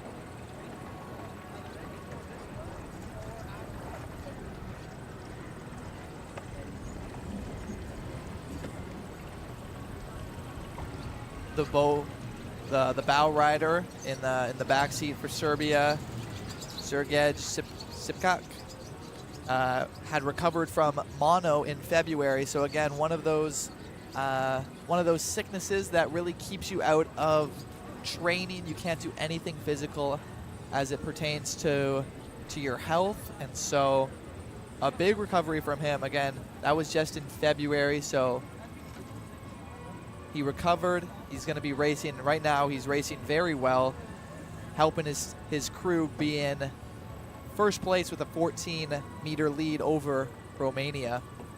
You see the Romanian duo now on your screen, trying to catch some ground on the Serbians in first place, and that duo knows how to win gold medals. They were part of that men's fours gold medal winners at last year's World's U19s, and are looking now to do it as a pair in the U19 men's pairs. And again, need to finish in that first place spot if you're going to want to qualify for the final. Of course, they'll have another chance if they don't, but why race another time when you can finish first and automatically qualify yourself to fight for a medal? That's what it comes down to, is saving your energy, because you still have those training times in between race days. So you get your rhythm down, but the thing is you don't have to expend as much energy as to winning these races or coming first or second in these races. And so you're really trying to put it all out here in the heat. Once you win, you can relax a little bit and then come back on finals day and show again what you're made of. So the Serbians increasing their stroke speed now up to 37, you see on your screen there, with a 12-meter lead over the Romanians. Again, we see a lot of this. If there's a 20-meter difference between boats, it's really not safe. We've seen the last 200 meters become an absolute fighting ground to pick up those last couple meters and come back to win. A lot of teams have done it this week already, so why not these young men in the junior division? You can see Switzerland now moving into fourth position after a bit of a push here through the middle section.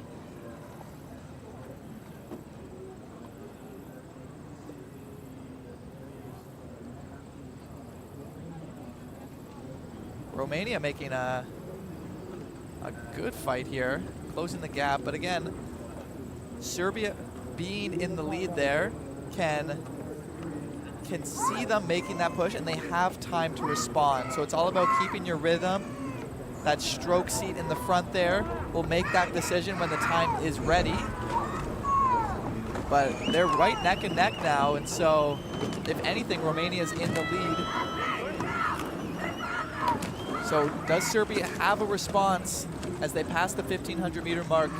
Last quarter of the race, need a response from Serbia if they want to have a guaranteed road to the finals. You could really see the strategy here from the Romanians, just keeping within striking distance and passing that 1,500-meter marker. Now in the final stretch, have created a bit of a gap between them and the Serbians, who have fallen down now to third place. Greece in second, 9 meters behind the first place Romanians. You see the Greek rowers looking over to Romania, saying, hey, we're going to catch you. We're going to catch you. We're only 8 meters behind. You got to be careful for us. So we'll see what happens here in this thrilling first race of the junior division U19 at the World Championships in 2024. Borkis and Koutsogiannis, the Greek athletes in that boat, have now increased their stroke rate to over 40, and they're in speed increasing with it. Now 3 meters, 2 meters now behind the Romanians. We've seen multiple push. Romania push in front of Serbia, but now do they have enough energy to stay in front of the Greek as we close in on 100 meters? 2 meters difference between the two. It's neck and neck. You can really here see at the final. You can see them pushing here with a very, very high stroke rate, just trying to get the final push behind the Romanians, and it looks like they might just do it. The fist pumps, the congratulatory high fives, slapping the boat. Oh, what a close race. Romania looking a little defeated. They had that in the bag. They couldn't respond to the Greek rowers as they just snuck out a victory. But with the official time being 7 minutes and 16 seconds. Serbia dropping all the way to 4th place. You kind of see where their tactics let them down here. They started off really, really strong and just didn't have enough to continue that throughout the race. The Romanians took the lead through the 1500 meter marker, but Greece comes out on top. They had a high of 49 stroke rate nearing those final 200 meters, and you could really see it as they pushed to get that top spot, and now will automatically qualify themselves to the final. The Romanians will have to try again in the repechage. Yeah, you usually only see that stroke rate up to 50 around the start to get your boat up to your top speed, but to have enough energy and power to get up to that rate again in the last 200 meters is incredible to see. And again, these people have a lot of energy. They have something to prove here. So we're going to see a lot more of that as we enter the second heat of the men's junior pair. Well, we talked about the level of that heat and how many former medalists, countries that heat had for the U19 men's pair. And we were very spoiled with that finish. Very narrow near the end. So now we move over to heat number 2 of the junior men's pair. Heat 2 of 2 to find the final automatic qualifier to the A final. Starting out in lane number 1 is the USA, lane number 2 Germany, lane number 3 Hong Kong, China, Italy in lane number 4, Great Britain in lane number 5, and Austria in lane number 6. The current leaders as it stands, with a bit of a gap between them and Great Britain, is Germany. Both the German riders, Lars Trampert and Maximilian Brill, both switched disciplines this year. They went from doing the scull, which is where you have 2 oars on either side of your body, to sweeping, which is what you see here with only 1 oar. So as of right now, we're seeing this is a great change for them. Exciting to see them both move along with this discipline and see where that takes them in the future, as they're both 17 and 18 years old respectfully. Moving that distance between them and second place Great Britain to 30 meters now. The United States closely behind the British in 3rd place.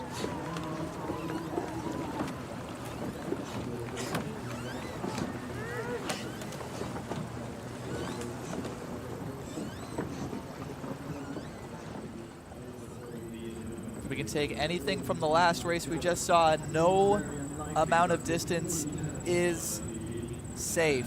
Great Britain hot on the heels of Germany. See if that stroke rate can improve just a little bit. We see Great Britain has a consistent 36 here. Germany a little slower, but they might have a little bit better rhythm, pushing themselves a little faster through the water. We'll have to see there as the next graphic comes up shortly. The Germans have maintained a very strong speed throughout this race, sitting at around 4.6 meters per second. You can see their meter per stroke high as they continue to hold this lead over the British and the Americans. Both Germany and Great Britain known for rowing. They're both powerhouse nations in this sport. So this is no doubt a rivalry they were looking forward to when they saw that they were competing against each other in this heat. So the Germans with a substantial lead here in the final 50 meters as they near it on the finish line. Not quite as fast as the last heat, but they did what they needed to do. They came 1st place and will automatically qualify themselves to the A final with a time of 7:15:43. Finishing in 2nd place was the US, who overtook Great Britain near the final, and not by much, did they? Just, you know, for them as they move over now to the repechage, a little bit of a confidence booster that they were able to make that final push near the end, but unfortunately will not get that automatic qualifying spot, but will have another chance as well as Great Britain. Yeah, I think the strategies came up a little different. Great Britain wanted to win that race through and through and kind of let up a little easier at the end once they realized Germany was winning it. And I think USA was saying, hey, we might not win, but let's see how much we can push, and let's get ready for this repechage. And just know that in our minds we can make a push like that at the end of this race. And it shows coming second place and getting a middle lane in their next race. So that will do it for the junior men's pairs qualifying heats. We know the two who are moving on automatically to the A final. It's Germany and Greece after the Germans overtook the US and the British to win heat number 2. And the rest will have another opportunity to qualify themselves for a possible medal round. Now we're moving over, we're doubling the people in the boat. We got the junior men's quadruple sculls, heat number 1. This qualification, Micah, is a little bit different. Yeah, we have the first 1, 2, and 3 from each heat go to the semifinals. So a lot of competitors in this discipline. So we're going to have a semifinals and then ultimately a finals later this week. We have 3 heats of the men's division, and then we will get into the women's division of double sculls. But we can really see this boat moving a lot faster through the water. Again, you're doubling the power outage when you add both more oars and when you add more people.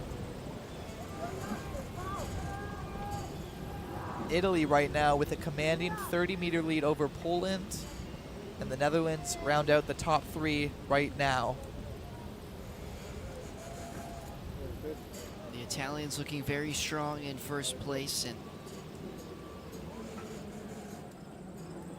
will look to, of course, finish in that top 3, but win this heat number 1 to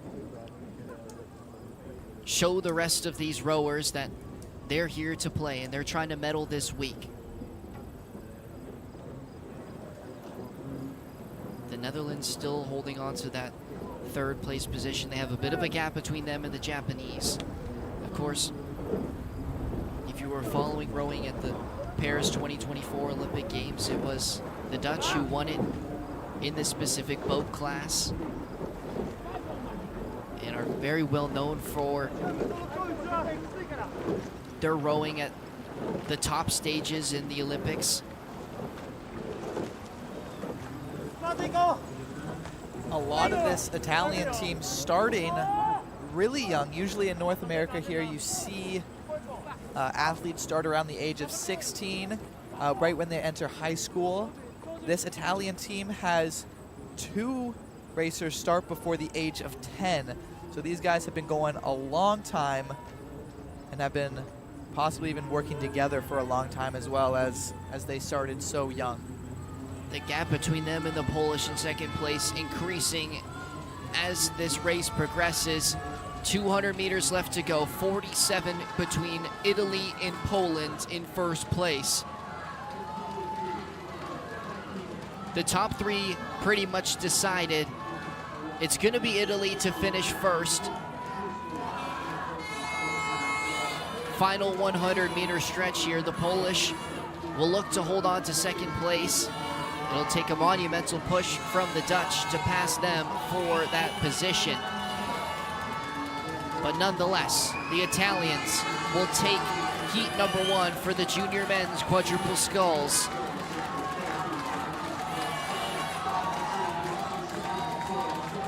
A little bit of different of a race. Usually when there's more competitors, more crews in these races, that the competition is really high and the races are close, but that one was a little bit out of the norm, and we'll have to see if the next couple heats are closer and there's more of a competition between the the crews here. So the Italians with an astounding 6:18.15 time in heat number 1 of the junior men's quadruple sculls will find themselves in one of those middle lanes in the A or B semifinal. Alongside them will be Poland and the Netherlands to qualify to those semifinals.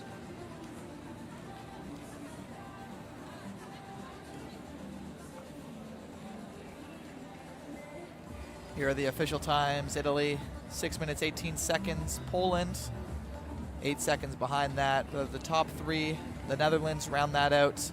11 seconds behind the leader, but they will all go to the semifinals there. Looking on towards heat number 2, Germany will be in lane 1, Switzerland in lane 2, People's Republic of China will be in lane 3, France in lane 4, and then Hungary in lane 5 as they are rounding out the 700-meter mark. Of course, again, at these regattas, we stagger the races a little, so we never really do see the start of many, but when we do, we always like to give a quick shout out to the starting officials. Always great to see them. Well, they stagger the race, so we usually catch up along halfway or so, depending on the discipline of it. We always get the replays of the start to see who's going out first, trying to capture the most amount of lead time. There we see Germany getting out to about a boat and a half length difference between first and second place. And as we catch up with them around the 3-minute mark of their race, halfway through, Germany is still in the lead. Behind them, it's really close between Hungary, Switzerland, and France. All about 5-6 meters difference between each other. As you can see, that middle 3 group really close. Again, the top 3 crews will move on to the semifinals, and the last 2 will have to race again in the repechage for a chance to keep competing. The Germans looking to defend their championship from last year. In this boat class, they were the gold medal winners, and they have one sole returner from that crew, Oscar Kraus, who is looking to double up in the past 2 years and win gold here again in St Catharines at the 2024 World Rowing Championships. A lot of these German rowers looking up to Ollie Zedler, the Olympic champion, multi-time world rowing champion here. He isn't here this week, of course, as he was competing in the Olympic Games just a couple weeks ago, but a great role model to have, as he's a definition of a true winner. He's a great athlete and really someone to look up to if you're from the nation of Germany. So the Germans now with a 40-meter lead over Hungary, who is fighting with Switzerland for that second spot. Those round out the top 3 nations right now. France is still in with striking distance for a top 3 finish. Of course, the top 3 will move on to those A and B semifinals, which are, of course, the best way to get yourself into those medal rounds. And Germany just continuing to look very strong here. Their speed very consistent. You can see their stroke rate not the highest, but very efficient and very powerful. You see their meters per stroke topping each of these nations throughout this entire race. And that's what it comes down to, is the rhythm between the crew you have. And again, you don't have to be the most powerful, but it's technique that wins. And right now, Germany has the best technique out of all of the teams here at this race, at least. Just cruising to stay in that first place position as they reach the 100 meters left to go. Hungary really increasing their stroke rate now up to 40. trying to hold off the Swiss for the second spot in this race. We know who's going to finish first. It's going to be the Germans as they near in on the finish line. We'll await second and third place. It's looking like Hungary will just beat out the Swiss for spot number 2. Switzerland to finish third, France to finish fourth, and People's Republic of China to finish in 5th place. Much more of a tighter race in that middle portion, Micah, but the Germans, undisputably the best boat in that race.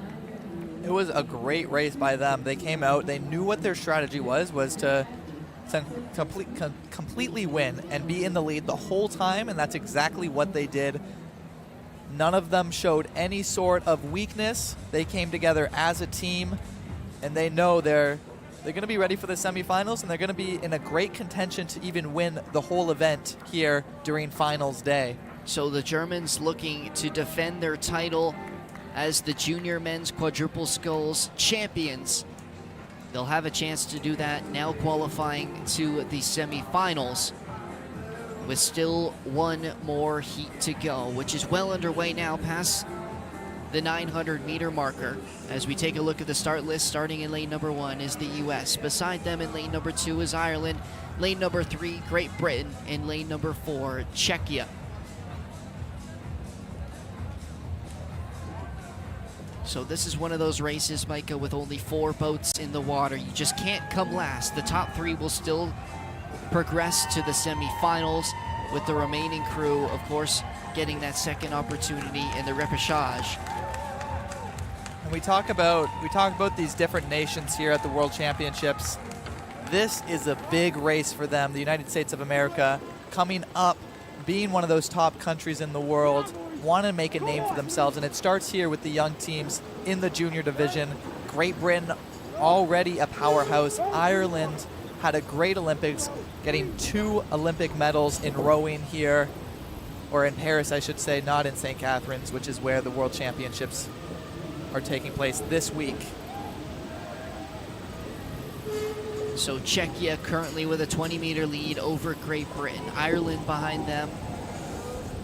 And the U.S. rounding out the 4 boats in this race. 1,300 meters gone of the 2,000. A lot of these rowers come from rowing families. They start young. Their parents might have rowed. James Jimmy Harlow from Great Britain, his dad was in 2 junior world's championships years ago.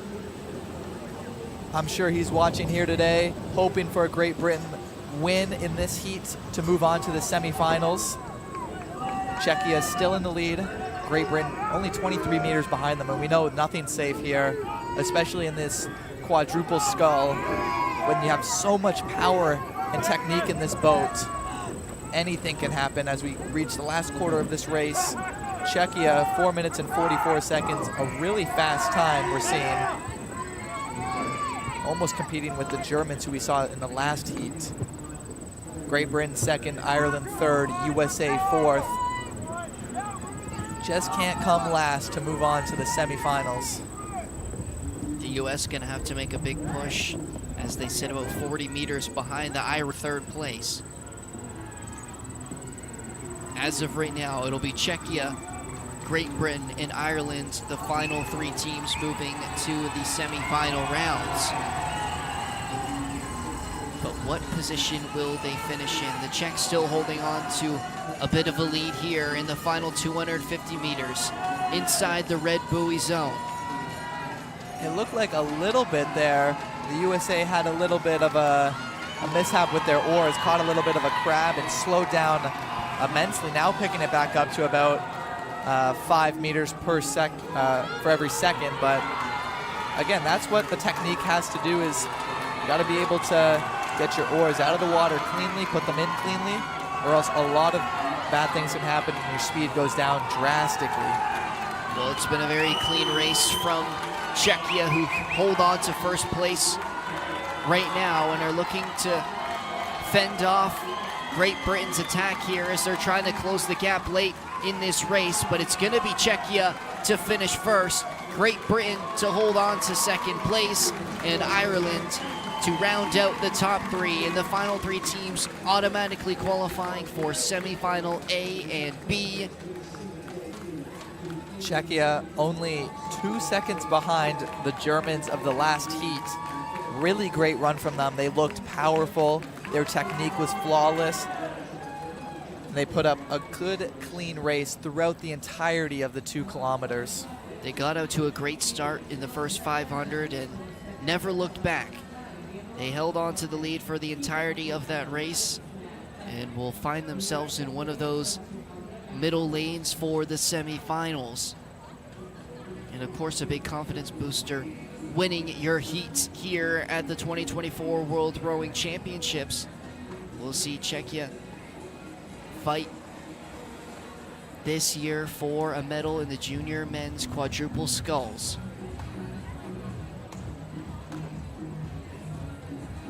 The final times, Czechia 6:22.39, Great Britain 6:25.64, and Ireland 6:27.89. And you talked about the United States, who weren't too far off the top three through the first half of that race, but really fell off pace in the final 500 meters, finishing with a time of 6:43.88. And with that, we will now move over to the women's side of things. It's the junior women's double sculls, heat number 1 of 3. With again, the qualification. This time, the top 2 teams will move on to those A and B semi-finals. Lane number 1, we have Germany. Lane number 2, Spain. Lane 3, Croatia. Ireland is lane 4. South Africa is in lane 5. And rounding out the 6th spot is Italy in lane 6, closest to the cameras. There on the screen, we see the Irish pushing as they cross the 1,200 meter mark. Currently in the lead.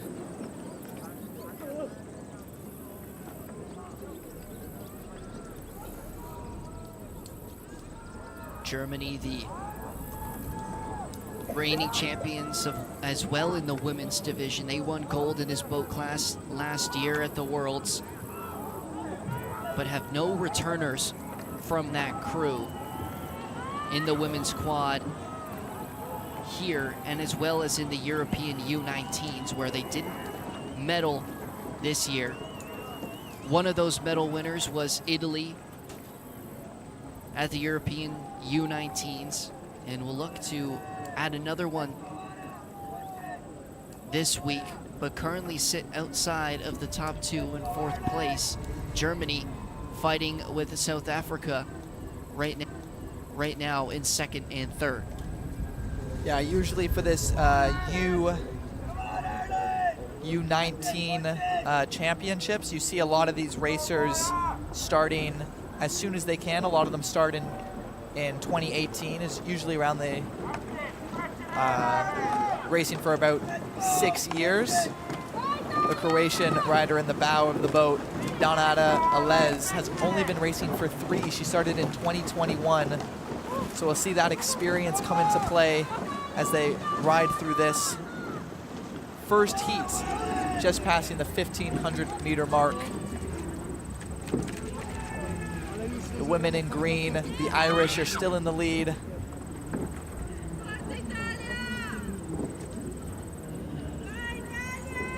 Moya Knowles and Anna Brennan, the 2 for Ireland, currently in the lead here for heat number 1 of the junior women's double sculls.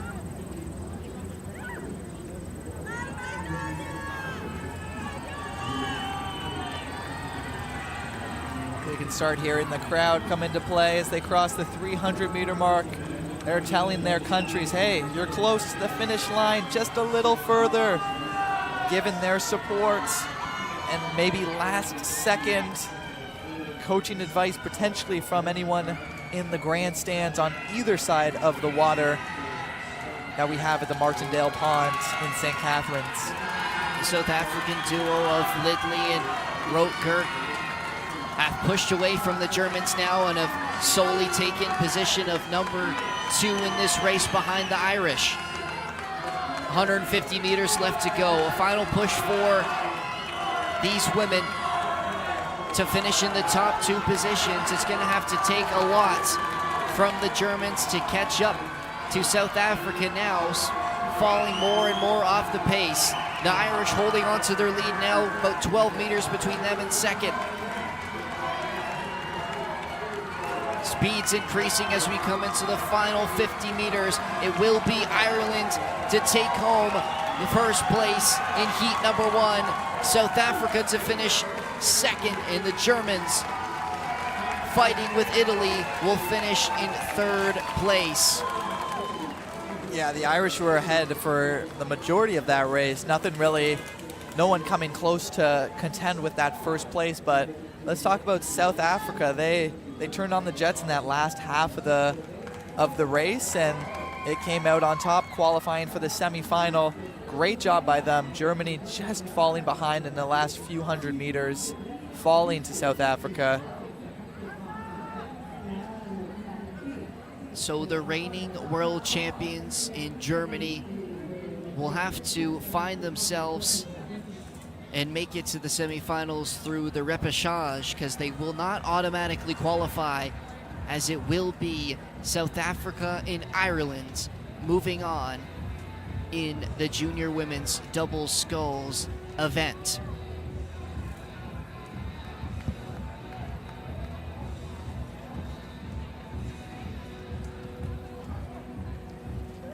The final times on your screen now. The Ireland duo with the top time of 7:47 flat. Behind them, also qualifying through to the next round, South Africa, 7:49.66.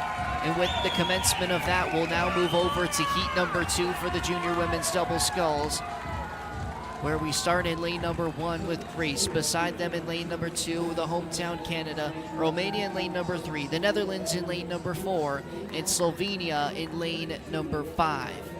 We've seen a lot of domination from the Greek today and throughout this week, and they currently sit past the 1,000 meter mark, nearing it on 1,400 in first place, but narrowly over the Slovenians, about 5 meters behind them in second.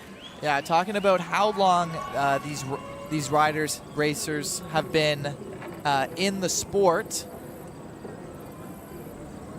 Varvara Ligamatru from Greece has only been riding for 2.5 years, even less than the Croatian rider in the last heat. So we really see these athletes may not have the most experience. They might just be starting out their professional careers in their clubs and their schools, but they're here to compete at the World Championships to show themselves and their nations. They're here to compete for the next 5, 10, 15 years at the highest level they can. Greeks still out front and have led for the entirety of this race. Slovenia still well in striking distance, only 6 meters behind the first place boat.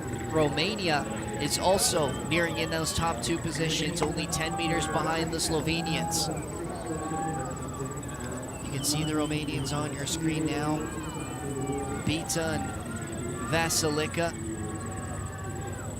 Another great nation of rowing. Romania, no, we've already seen one Romanian team come out and win a sprint. Let's see if these women have it here in the second heat of the double sculls race. The Canadians and the Dutch have fallen behind the pack and will find themselves in the second chance repechage, but the top 3 still yet undecided. Slovenia gaining in on Greece in first place, 4 meters behind them.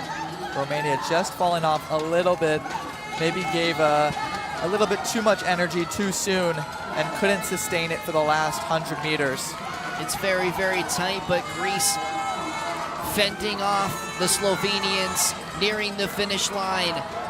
with a very narrow edge over the team in lane 5 will win this race in heat number 2. Greece to finish first, Slovenia second, Romania third.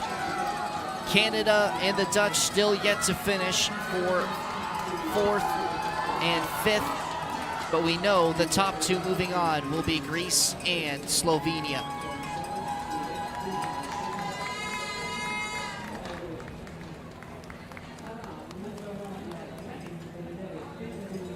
So really a 3-crew race through that. The majority of it, the last half, was all about Greek, Slovenia, and Romania, but Romania gave Slovenia a little bit of a fright, but ultimately gave a little bit too much too soon and couldn't finish the race they wish they could have. We're only 2 seconds behind second place Slovenia at the 1500 meter mark, but finished well past 3.5 seconds behind second place, and will see themselves in the second chance to make it to the semifinals. The Canadians finishing in 4th with a time of 8 minutes and 8.89 seconds. And that will bring us now to heat number 3 of 3 for the junior women's double sculls. Top 2 again qualifying to make those final 2 spots for the semifinals. We start off this race with Great Britain in lane number 1, Hungary in lane number 2, People's Republic of China in lane number 3, Paraguay in lane number 4, and Norway in lane number 5, nearing in on the 1200 meter mark through this race. And it's Great Britain with quite the lead here, Micah. Yeah, 50 meters between second place. It's probably not a race for any of them to catch them. You can just see the distance right now between first and second place. But second place is not guaranteed at all. We have 3 crews all within 1 meter of each other. And then Paraguay a little farther back from them.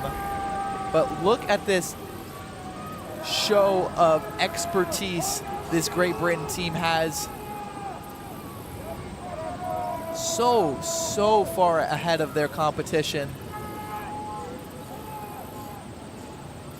They keep this up, they'll probably have the best time out of any of these 3 heats that we've seen. Violet Holbrook Brooksbank and Olivia Cheesemer, the 2 in the boat, in the lead for Great Britain. And they just keep extending the distance between them and the Norwegians in second place. At a consistent stroke rate, they found their rhythm, and it's been working out for them. It's just a matter of keeping that up, keeping their power outage the same, not changing anything, staying in rhythm with each other, communicating how they're feeling with each other. And it now becomes a race between time and them. Do they want to go for the best lane position for themselves, or do they ease up and find the energy for the semifinals later this week? 12.36 seconds over second place through 1,500 meters, the final quarter of this race.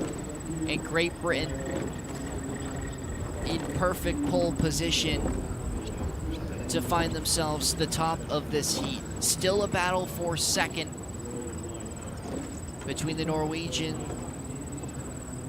the Hungarians, and the Chinese. Yeah, Norway has edged out a little bit of a gap between them and third place, but not enough to be comfortable with. They still have to have a nice sprint at the end. And you see there, 5 meter difference.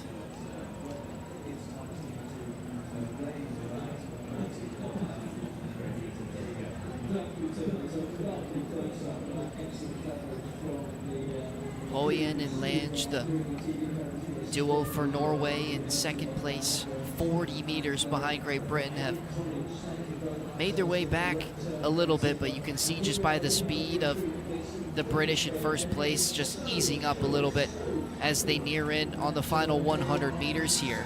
But they can't do it too much. The Norwegians have made up a bit of ground here in second place. Yeah, really pulling away, having enough energy to finish this race strong, knowing that they're going to be moving on to the semifinals. It's in a great position to be in right now. They just got to keep it up for about 50 meters more. So Great Britain easily comes away with the top spot in heat number 3 and will be one of the 2 teams alongside Norway to be the final automatic semifinal qualifiers for the junior women's double sculls event here at the 2024 World Rowing Championships.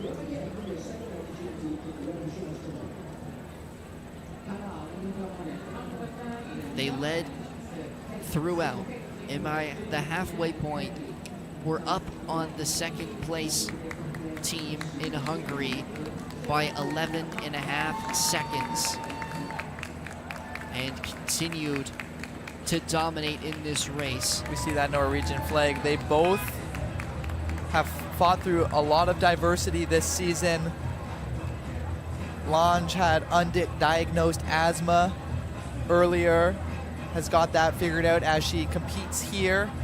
And then Hoyden suffered from a severe concussion that had 3 months of no training. So a lot of adversity. Came back and now putting themselves in a great position moving forward this week.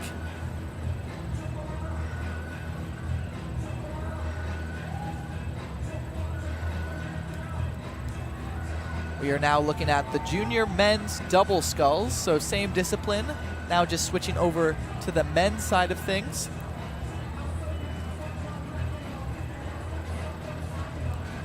I should add, it is the 100th race of the week. We have made it to triple digits in lane 1, Latvia, lane number 2, Germany, lane 3, Japan. We have an individual neutral athlete in lane 4, and in lane 5, Poland.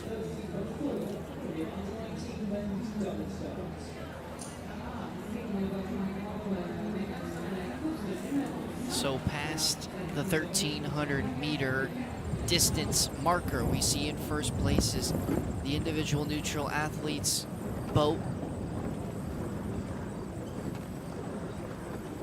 Pavel Urban and Mikita Sharshino, the 2 representing the individual neutral athletes.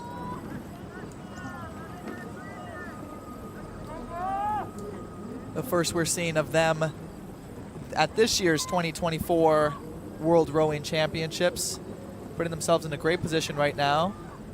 Again, athletes are looking at for their long sleeves, as it's a little chillier than it was early on in the week.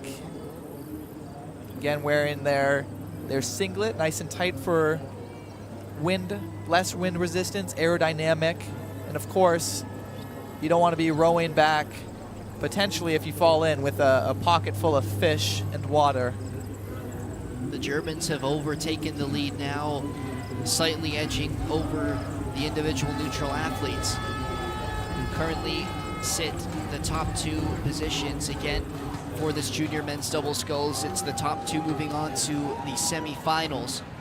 The Polish, sitting in 3rd place, are well ahead of the Latvians and Japanese, who are still well in range, nearing it on the final 100 meters here. Lots can still happen in the top 3, looking for those automatic qualifier spots.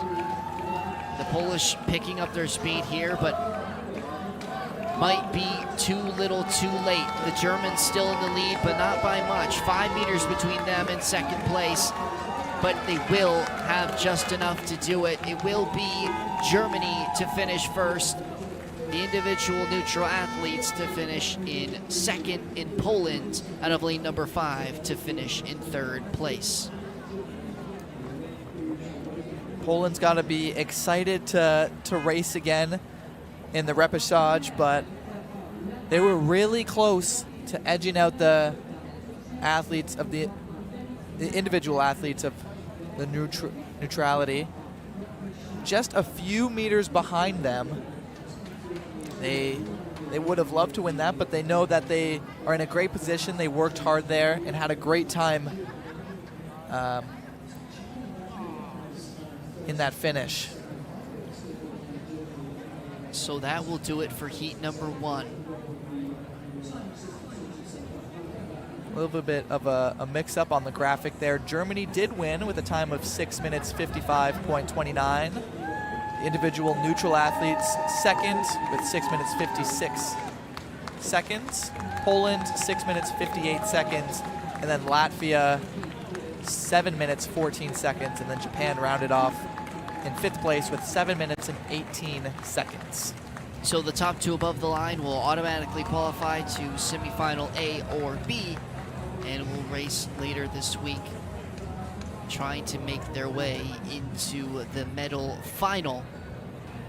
But for now, we'll move over to what has already begun, the junior men's double sculls, heat number 2 of 4 in this event. And starting out in lane number 1, as you see on your screen, People's Republic of China. Lane number 2, Lithuania. South Africa in lane number 3, Australia in lane number 4, and France in lane number 5, who currently has a very, very narrow lead and has now lost it to lane 1's People's Republic of China. The one thing about all of these athletes being so young is that they haven't really found what works for them yet. They may be trying out different things, maybe being in a different discipline sometimes as you're competing for your nation and not a school or club. So they're still trying to figure out a strategy that works for their crew.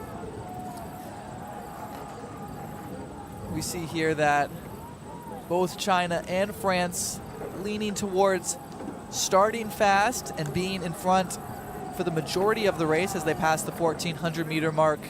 Only 6 meters difference between them. Australia is in 3rd place, looking to maybe sneak into a 2nd place finish here if they can keep up with France.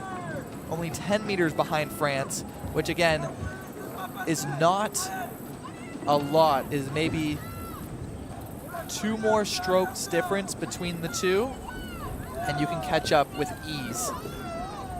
China first to pass the 1,500 meter mark, then France. Australia, you see, is only 2 seconds behind France.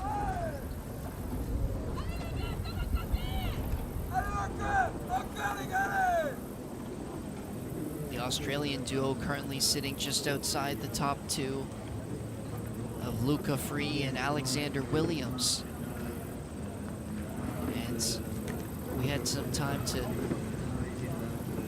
talk to Alexander, and he said one of his biggest challenges this season was had a lot of different coaches with him and his teammate Luca Free. As you know, a big thing is, you know, having that consistency with, you know, your tactics and what you're learning from your mentors. And he also talked about, you know, at such these young age, only 18 is Alexander. He had to move out of his home for the first time, and that can be a big change and difference when you're, you know, becoming an exceptional athlete like he is here for Australia, representing them in the junior men's double sculls. And so far, so good, as he's just trying to will him and his teammate into those top 2 positions, but not too far behind the Chinese as it stands. Yeah, athletes are just love routines. So we talk about moving out, you have to have a whole different routine whilst doing that. We talk about even Monday being canceled here at the World Championships, threw a bunch of athletes out of routine. But they got to fight the adversity here, close finish. It's the French in first, Australians in second, and they'll just hold off against the People's Republic of China. Was very, very tight at the finish line, but the French will take first place with a time of 6:55.55, and the Australians to finish second, not too far behind them. We talked about Australia having 7 different coaches moving out of their house for the first time. When you face adversity like that throughout the whole season, it tends to show in races as well. They were down 15 meters or so at the beginning of the race, fought back and now guaranteed themselves a position in the semifinals. Great job from the athletes of Australia.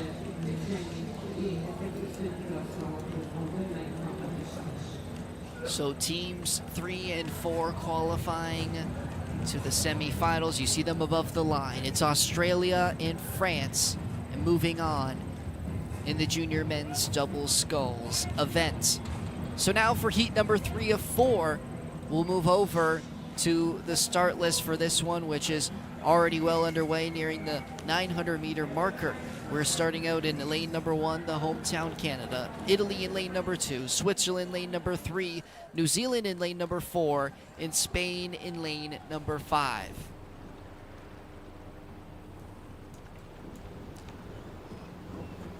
One thing about the World Championships I love so much is you see the flags on the oars. It's an easy way to make out who to cheer for. The singlets also help, usually the colors of their flag. See the Canadians in the top right of your screen, just falling out of frame of contention of the top 3 here. We have New Zealand in the lead, Italy coming up in second place. And then a little ways away is Switzerland, but enough to make a move. Again, we saw Australia do the exact same thing. If they're running the same strategy, they wouldn't have seen the results that Australia did, but we know it works. Let's see if they can pull off the same feat the Australians did just moments prior. New Zealand holding on to a narrow lead right now, 8 meters over the Italians. Marley King-Smith and James DeMock, the 2 in the boat, in the lead as it stands. And again, just the top 2 moving on. So currently Italy and New Zealand will be the ones to find themselves in the semifinals, unless the Swiss, you see on your screen now, as well as the Spanish, can overtake them for one of those top 2 positions. If you're just tuning in, we are on the U19 junior division for a little bit of the morning to finish off the morning. You're watching the 2024 World Rowing Championships. We're watching the Heat 3 of the junior men's double sculls, Heat 3 of 4. The top 2 will move on to the semifinals. All the other racers will move on to the repechage tomorrow. So a quarter of the race left. New Zealand's with a strong time through 1,500 meters, 5:14.68.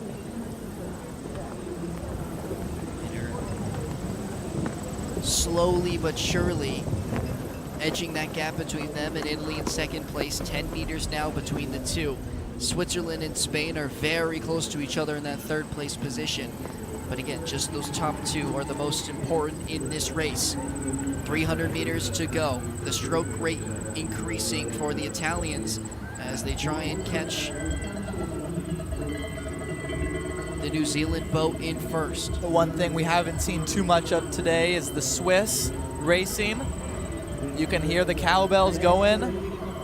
Some of them even have the singlets to match a cow's fur. But they're trying to get into that 3rd place position over Spain. It's a great environment here on the grandstands. We have one on either side of the water.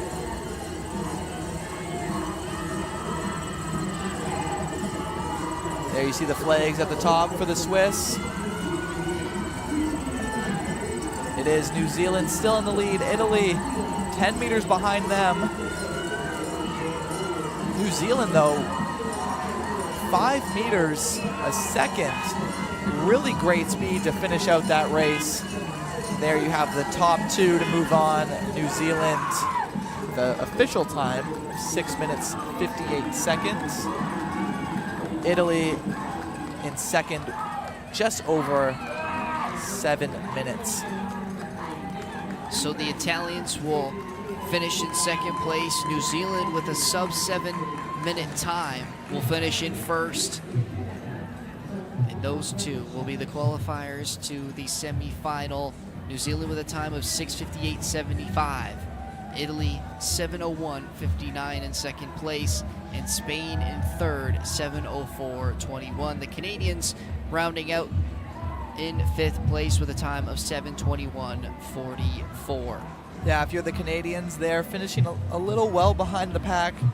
You have to know this is a great experience for you, and usually you might not be in these certain events as they get automatic bids here, being the host country.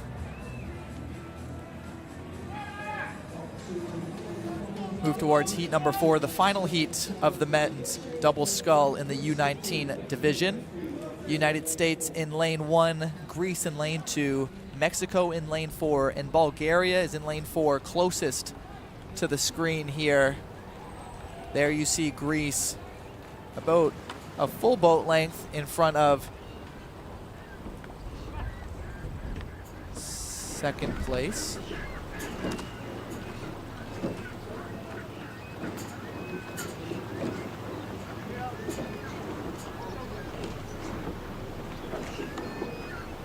The Greek duo in first place, one of the favorites in this event, as they already won gold this season at the European U19s and were nearly able to qualify for the Olympics this season. They finished 5th, which just set them short of making it to the Paris 2024 Olympics. As well in this race are the Bulgarians, who finished 2nd and won silver at the Europeans U19 championships. So 2 of the strongest boats in this event, in this heat, and you can see them in the top 2 currently in those qualifying spots for the semifinals. We know they're both ready for this race. The rowers would have had training times before this, finding their checkpoints along the water. Of course, you have the buoys just to keep the lanes. You also have those big yellow pillars in the water to show the major meter points at 500, 1,000, and 1,500 meters. But alongside that, they would have raced through their routine. As you see the 1,500 meter marker behind them there, they would have figured out, okay, the Henley Island's about 1,000 meters to 1,500 meters. They know exactly where they are throughout the race without having to look behind them. They also know where their opponents are. As you can see, the Bulgarians just checking in on the Greek riders, saying, hey, we're right beside you, and we're going to keep going, as they're just 2 meters behind them now. Really tight race between those two. USA and Mexico falling behind. As you can see, all the 4 rowers, or 4 crews, I should say, 8 rowers in a big shot there, and the distance between them. Bulgaria has now overtaken Greece for first place just narrowly, as they continue to pick up their speed here, nearing in on 5 meters per second, as they find themselves inside the red buoy territory. 200 meters left in heat number 4 of 4 for the junior men's double sculls. Great finish here from the Bulgarians, increasing their lead over the Greek rowers, who were leading for the majority of this race. Mario Nakov and Vladimir Botev of Bulgaria trying to get their revenge on the Greek, who beat them at the U19 European Championships, as they come first in their heat, beating the Greek, but both will qualify themselves to the semifinals. And maybe just a little bit too quick out of the gate for Greece, who led for the entirety of the race until the finish, where Bulgaria had that real good push near the end and overtook them by 3.45 seconds. Yeah, the Bulgarian riders, both 18 years old here in the junior division. The rowers from Greece, on the other hand, 16 years old and 17. So you have to think if a little bit of experience came into play, knowing themselves just a little bit better to put themselves in the position to win. And that's what I love about the U23 competitions and the U19 championships, is that the experience levels are so drastically different between some of these teams. And it does show, but again, this is where you know what you're made of and how close you are to the top of the top when it comes to world championships. So with the conclusion of that, we move over to our next event, which is the junior men's single sculls. This is heat number 1 of 3. In the top 2 from each heat will move on to the semifinals. 6 boats in this race. Micah, take it away. Yeah, in lane 1, Poland, lane 2, Hungary, lane 3, the Netherlands, lane number 4, Honduras, lane number 5, China, Taipei, and lane number 6, an athlete of individual neutrality here, who is currently in the lead. Poland is in 2nd, and then Hungary is in 3. Top 2 move on to the semifinals. This is one of those races where, or one of those disciplines, I should say, where you're all by yourself in the boat. You maybe have some fans on the sidelines cheering for you, but it's such a mental battle to keep going. Right when you pass this 1,000 meter mark, the anaphylactic acid really kicks in. Your body understands it's in pain, and you have to think of anything you can to not think of the pain and understand the goals you have in winning this race and the championships as a whole. But right now they're just focusing on winning this heat and moving on to the semifinals. Maxim Hybruski, the leader as it stands, the 18-year-old, and you can see very, very calm strokes, but very, very powerful and efficient. As you take a look at the meters per stroke, almost 1.5 over the Polish rower, even though his stroke rate is the lowest out of all of these boats. Just very, very strong and very consistent in first place. It's a very technical sport. You don't have to have the most power, but if you're efficient with your movements, you're seeing his knees come up and down smoothly, and then his core and his hips are doing the second most amount of work, and then the arms are really only doing 10% of the work. It's mostly your legs doing 60%. Going forwards and back, pulling your way to the finish line. Again, you see his wrists moving away to get the oars in and out of the water as efficiently as possible. The worst thing you can have on the water is dragging your oar, ruining your momentum, and potentially falling in the water. Thankfully, we haven't seen that today. But look at this. 20-meter difference between first and second place right now, and then after that,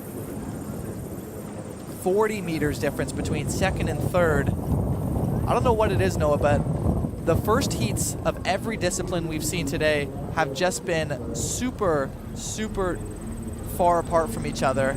And then as we move on through the heats, that's when we get the close races. I don't know what it is, but it's just what it seems to be today in the water. Well, for the leaders right now, and Rybuski and Suppose of Poland will not care because they're in the top 2, they're in those qualifying spots, and it's exactly where they want to be as we near in on the final 100 meters here. The Polish rower now 13 meters behind the leader, trying to make a point here by possibly passing him near the finish line. He has made a quite a difference now, only 10 meters behind, but it's a little too late. Guess we'll have to wait and see. Almost a full meter per second difference between the two. You love to see the determination at the end by Dominic Suppose, who just goes to show that he's got a lot left in the tank, but it wasn't enough to beat Maxim Rybuski, who will finish first with a time of 7:40.86 in what was a perfect race by him from start to finish. Yeah, you said it, Noah. He was in the lead, and you have an advantage when you're in front of everyone. Is you're looking behind you, so you can see exactly where your competitors are. I always remember when I was cross-country running, my parents, my coaches always, don't look behind you, it slows you down. In rowing, that's all you can do. So you know exactly where your competitors are. Maxime would have seen Dominique pushing a little bit to compete for that first place, and he would have said, okay, I see you, I'm just gonna match your stroke speed, get efficient in the water, and he came out in the lead, being able to see that push and react quickly.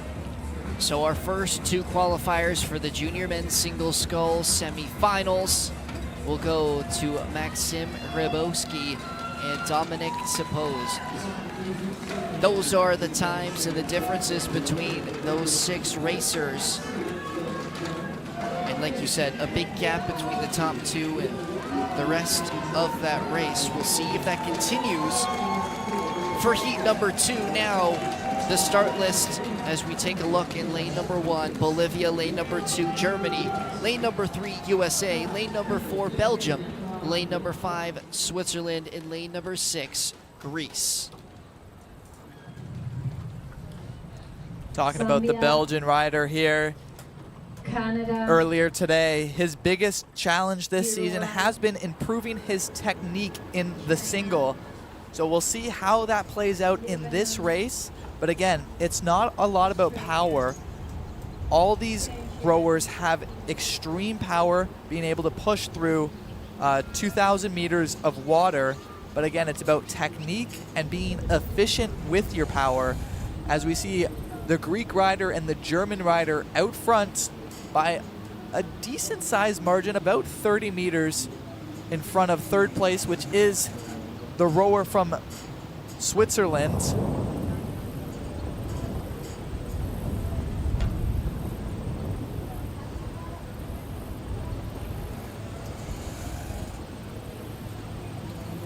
The current leader, not by much over the German, is Panagiotis Makarianis, who is the only returning medal from last year's U19 Worlds and is looking to improve on what was a silver medal finish from last year.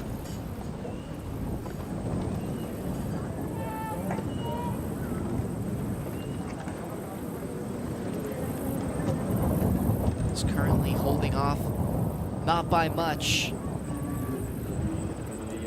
Oli Hohensie of Germany in second place, about an 8-meter difference between the two. And you can see the stroke rate a little bit different between, and the Greek rower now pulling ahead of the German, now 12-meter difference.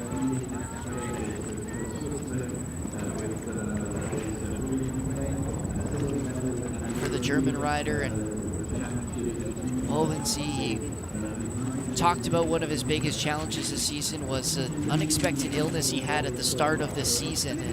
And of course, you know, as athletes, just anything that throws you off, like you talked about earlier, your rhythm and how you're starting your, not only your season, but it could be any specific race, anything that throws you off your game can really be detrimental. And an illness like that at the start of the season, certainly not a helpful thing to have as a rower or any athlete. Yeah, it's one thing when you can prepare for maybe like a surgery or different things, you have a different mindset to that and to recovery. But when it's unexpected and it kind of just hits you and puts you out of routine, when you're not mentally prepared for that, it can definitely throw you off the game, as we see the German rower cross the finish line first.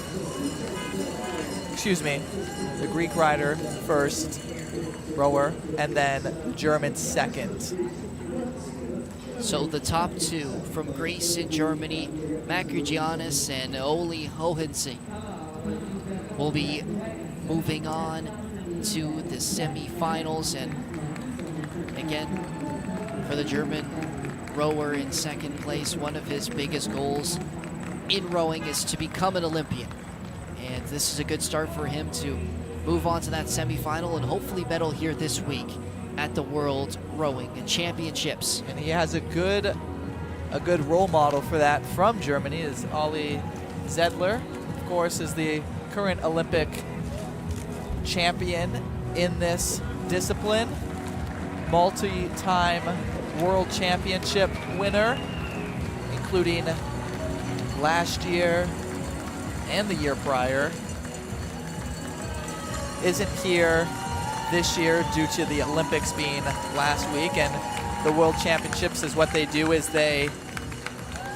whatever the Olympic events are for rowing, they switch it up. So we do have single scull rowers here in that discipline, but it is only the lightweight division that we have had at this World Championships. So we have two more qualifying to the semifinals for the junior men's single sculls. They are over top of that yellow line on your screen, and we'll get two more in this next race for the final heat. Heat number 3, which has already got underway. 1,200 meter mark has been hit. And starting out in lane number 1, Zambia, lane number 2, Canada, lane number 3, Uruguay, lane number 4, People's Republic of China, lane number 5, Lebanon, and lane number 6, Australia. The Canadian rider, Lucas Moroney, from the Niagara region. You have to assume he has a numerous amount of family and friends. As you see him on the screen here today, has been competing at the World Championships for about 3 years now. So he understands what it takes to win. He also understands this course and this water very well, as he has grown up racing here. Currently, Australia is in the lead, followed by the Canadian Lucas Moroney. China in second place to round out the top 3. Canada has yet to win a race here at this World Championships. Moroney is looking to capture that and hear the roar of the crowd as they finish here in the last 500 meters. Only 3 seconds behind the Australian. Is going to need a big push to cover that 15 meters. So the Canadian holding on to that second qualification spot, just behind William Rogers of Australia in first place, with the Chinese rower Xian Zhao not too far behind the Canadian. You can see him starting to pick up speed here. Still a bit of a gap between him and the Australian, but moving away from third place of Zhao from China. It would be tremendous for Canada to get into that semifinals in this race and not have to race in the repassage. You know, once we get a little closer to those grandstands, the fans and family are going to be making some noise as their hometown rower comes into their final stretch, trying to pick up speed, only 12 meters behind first place.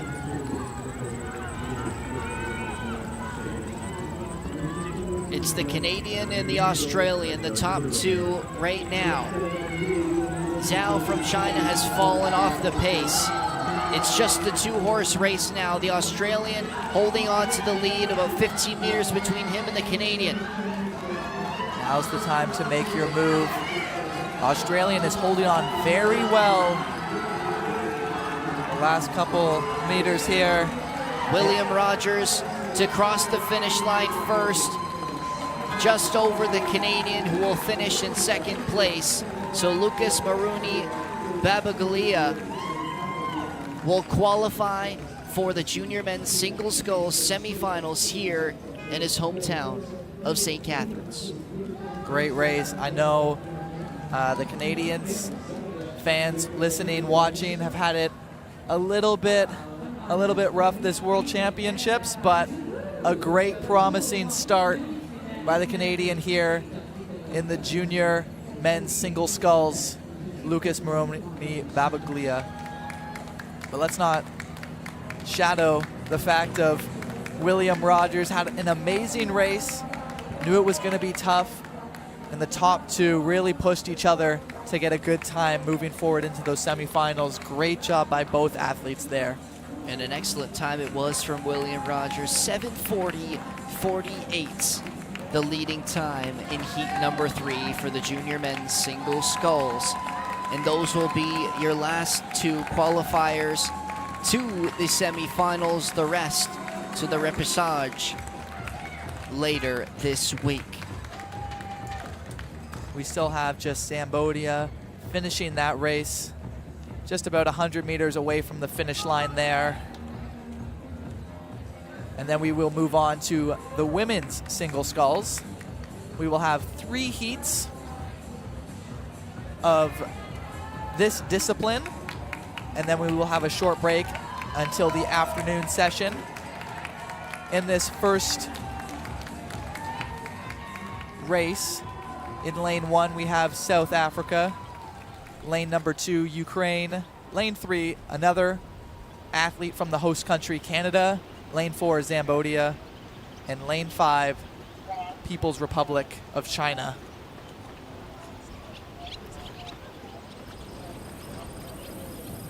Currently in the lead now, nearing in on the 1,000 meter marker you see on your screen now is South Africa's Daniela Prince-Hughes.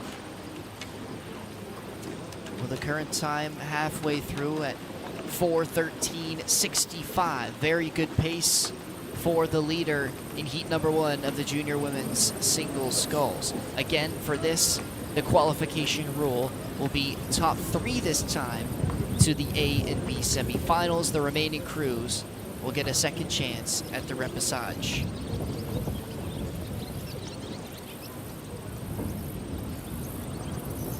The Canadian and Helfenstein in lane number 3, currently sitting in 3rd position, 35 meters back from the South African and Prince Hughes in 1st place. Zinwen Hu of China in 2nd. Those are your top 3 who are moving on as it stands. The rower from Zambia had to deal with injury this past year. Recovered well, competing here at the World Championships in the junior division. Talk about the South African athlete who's currently in the lead, 16 meters in front of the People's Republic of China. Her goal for the next few years is to make the Olympics in Los Angeles in 2028. She's really out here to prove herself, to show she's the best next young talent in this discipline, putting on a clinic right now in the first heat at the World Championships.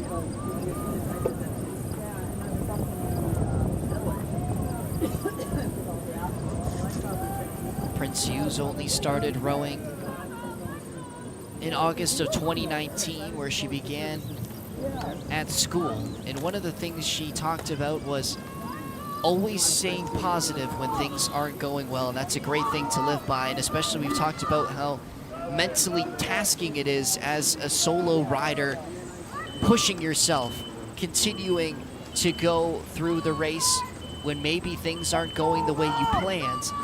but making sure you finish as strong as you possibly can. And so far, she has built quite the lead for herself, now 23 meters ahead of second place in Hu from China. The Canadian still in qualifying position. She's well behind the lead, but still holding off the Ukrainian and Prodan for third place position.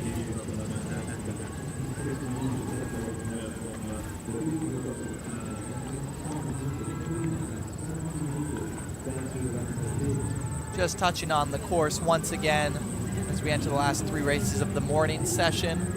As you can see just how much this water opens up near the end of this course, and depending on which way the wind is going, which fortunately it is not going in that direction today, but the water can really build up and create problems for these rowers near this end part of the section. So a lot of the things we see is people saving their energy for this back half to cross that open water area and make it to that finish line unscathed. So there's your leader on the screen from South Africa, Prince Hughes, who glides her way to the finish line and will finish first in heat number 1, and will be our first qualifier for the junior women's single sculls semi-final. Just behind her is Ziwen Hu from China, will finish in second place. And the Canadian, Melanie Helfenstein, as she comes across the finish line, will finish in third. But Danielia Prince Hughes from South Africa, with a time of 8:29.12, will finish first in heat number 1. A dominant performance by Prince Hughes. 11 seconds until the next competitor, and the trend continues of the first heats not being extremely close, but nonetheless, it's still exciting to watch these world-class rowers compete at such a high level here in the Junior World Championship. So another Canadian will qualify to the semifinals, this time in the junior women's singles sculls. It'll be Melanie Helfenstein in third place alongside Ziwen Hu of China. And of course, the leader, Prince Hughes of South Africa. We touched on a little earlier, the rower from Zambia, dealing with injury. You could see the brace on her knee as we took a close-up on her earlier on in the race, still looking to finish. It's got to be tough for her dealing through that injury. She's closing the finish now. On her left knee, she has a brace.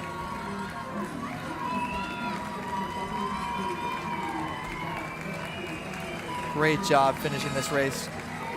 Roita Kalenga of Zambia will finish off her race. She will race once more in the repechage, as she will hopefully try and find one of those qualification spots to the semifinals. And you talk about how detrimental injuries can be, not only physically but mentally. And it's good to see her out here racing in the 2024 World Rowing Championships. Unfortunate to not qualify here in heat number 1, but we'll have another opportunity. It will be the Canadian, the Chinese, and the South African to move on. And we'll move now to heat number 2 for the junior women's single sculls, starting in lane number 1.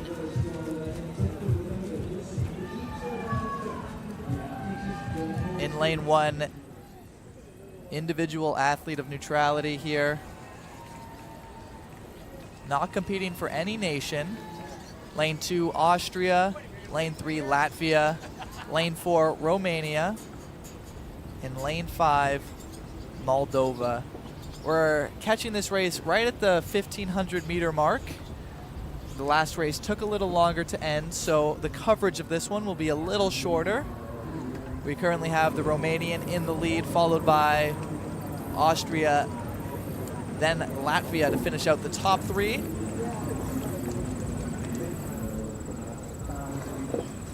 The Romanian rower and Bianca Camelia Evteni is looking to defend her title from last year. She was the winner here in this event in 2023, and she already won gold this season in this boat class at the European U19 Championships, and is one of the clear favorites in the junior women's single sculls, and you can see why she has a bit of a lead for herself over Austria and Maria Hauser in second place.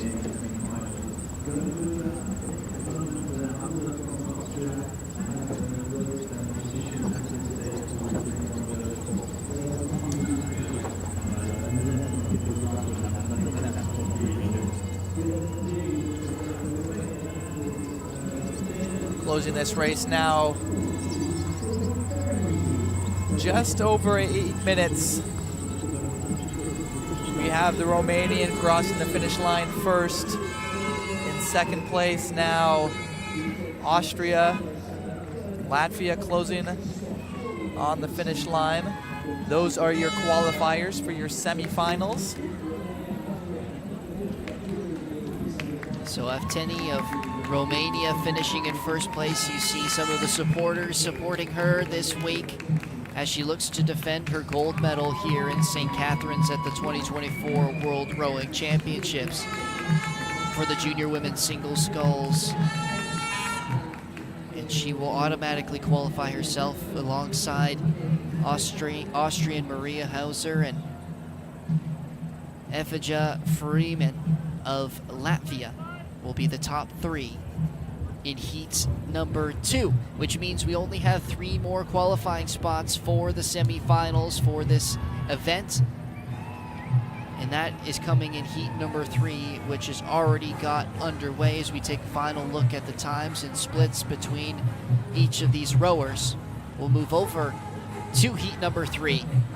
Starting in lane number 1, Germany, lane number 2, Hungary, lane number 3, Brazil, and lane number 4, Chinese Taipei. With the 3 spots to be guaranteed into the semifinals, it is looking like it'll come from Brazil, Germany, and Hungary. Chinese Taipei rower falling about 100 meters back. That is going to be extremely difficult to come back from, apart from maybe something unexpected happening here on the waters of St. Catharines in the Martindale Pond. There you see on your screen now, second place Julia Stober, currently 13, now 14 meters behind the Brazilian Jennifer Almeida, who sits in first place. They have to be thinking to themselves, as long as we don't come last, and you can see how far back that last rider is. You just want to be careful still, find your rhythm, and if you maybe find yourself wobbling a little bit or unsure of maybe some water conditions you have here, taking it a little easier, knowing you're still going to move on, you still have another chance here to make it into the semifinals without too much of a hassle. Last quarter of the race coming through here. 1,500 meters gone, 500 to go. And for Almeida and Stober of Brazil and Germany, looking very comfortable to finish in the top 2. The Hungarian rower, almost 18 seconds behind the Brazilian, but has quite a lead between her and fourth place, and all she needs to do is finish in the top 3. And it's looking like that's how it will shape up. And like you said, just maybe conserving some energy for the races down the line. Of course, all of these women in the top 3 will move on to the semifinals, but all of them will race once more. But still trying to finish first or second will get you kind of that seating in the lane that you want. So as much as finishing the top 3 is important, it's also to finish near the top of that leaderboard. Yeah, this is the last race of the morning session. Rowers in the afternoon will have about 2 hours to train, warm up for their races in the afternoon. That is when the water gets real busy, with many of the rowers being on at the same time, getting their chance to warm up, train, find their rhythm, find their checkpoints like we talked about before on the side of the water. Last 100 meters left to go here. See just how much these women are laboring to finish this race. It is not easy in the single scull event. So the final push here, it will be Jennifer Almeida from Brazil to finish in first over the German Julia Stober, who will both qualify for the semifinals, as well as Bianca Radai of Hungary will finish in the top 3 and will be the final boats moving on to semifinal A and B for the Junior Women's Single Sculls event in heat number 3 of 3. Still waiting on the finish of Wei Ting Chiang of Chinese Taipei, who will finish in 4th and will have another chance in the repêchage, but will not get the automatic qualification to the semifinals in this event. And it was a very strong race from Jennifer Almeida. It certainly wasn't one of the fastest times we've seen out of these heats, but like we said, just she knew she was going to finish in that top 3 and pretty much had that first spot tied up near the 1,500 meter marker, and she just held on to it, and that's exactly what she wanted to do. She wanted to come out here and win and find herself at the top of her heat, and she did just that. And you'll see herself in one of those top seeded areas for the semifinals later this week. Yeah, that's sometimes all you have to do is just know yourself. You're mentally, physically ready to race in that semifinals, and you find yourself in the top 3 of this heat, and you're moving on, right? So as you see the schedule here, the next race will be at 2:30 Eastern Standard Time, Canada. So for now, we will step aside and await the return of competition. Still plenty of exciting races to come. More semifinals for the U23. We'll move back into some of the more senior divisions, away from the U19 junior divisions, but still exciting stuff. Thank you so much for joining us this morning. We'll rejoin you in the afternoon here in St. Catharines at the 2024 World Rowing Championships.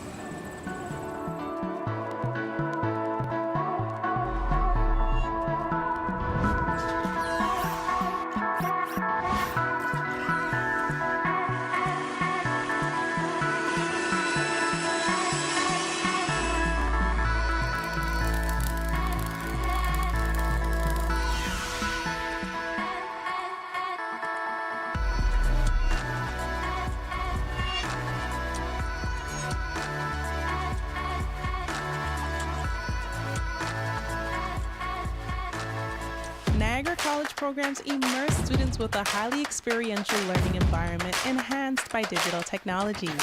We place students at the center of all that we do. We are Niagara College. Tired of searching for that one keyboard shortcut? We solve technology so you don't have to. At SkyComp, we are lifelong learners, always upgrading our skills and reading about the next new IT thing. Go to skycomp.ca/learn to better use the programs you work with every day. SkyComp Solutions, your technology support partner.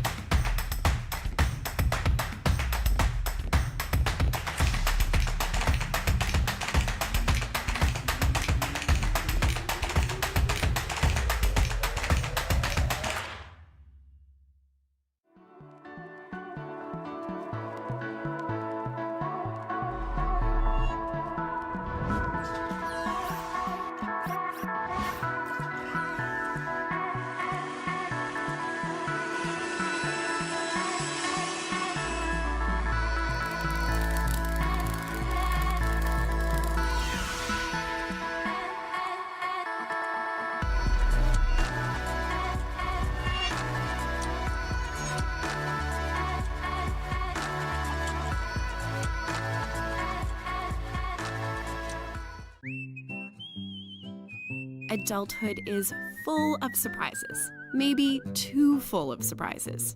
That's why CAA Niagara has reliable insurance plans. Be ready for the unexpected expenses with home, auto, life, travel, and pet insurance plans. Plus, CAA members get exclusive pricing on all of our plans. Because adulting is hard, but CAA Niagara makes it easy.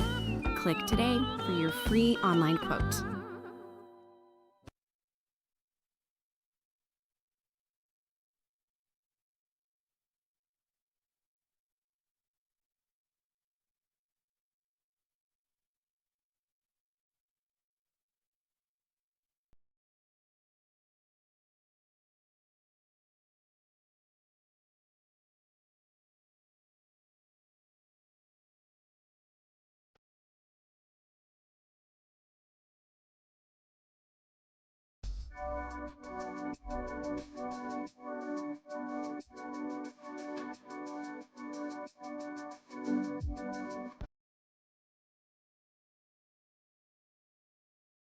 Team Canada and Pilataria Estates Winery unite with a perfect pairing of tradition and excellence. Deeply rooted in pride, respect, and the pursuit of greatness.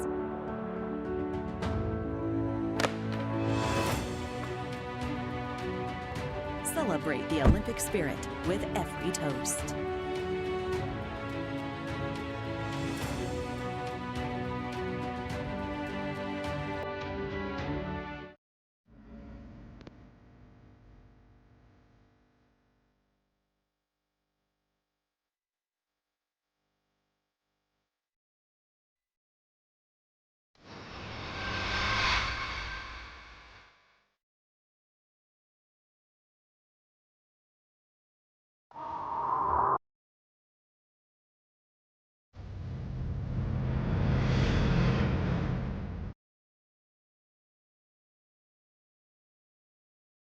Welcome to White Meadows Farms. Join our Discover Maple Sugar Bush tour and explore the world of maple syrup. Meet our expert guide and discover traditions that have thrived for centuries. Hop aboard a tractor-drawn wagon and journey to the heart of our forest. Indulge in legendary treats like taffy on snow and experience our 100% pure maple syrup. Finish with a maple syrup tasting and see how we elevate maple beyond the breakfast table. Book your experience today and discover everything Canadian maple.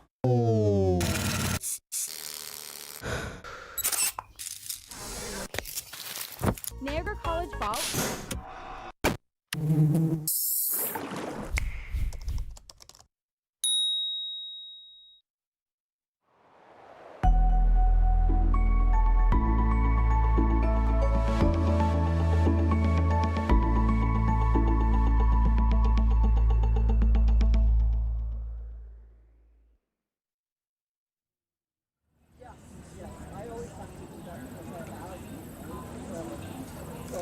One.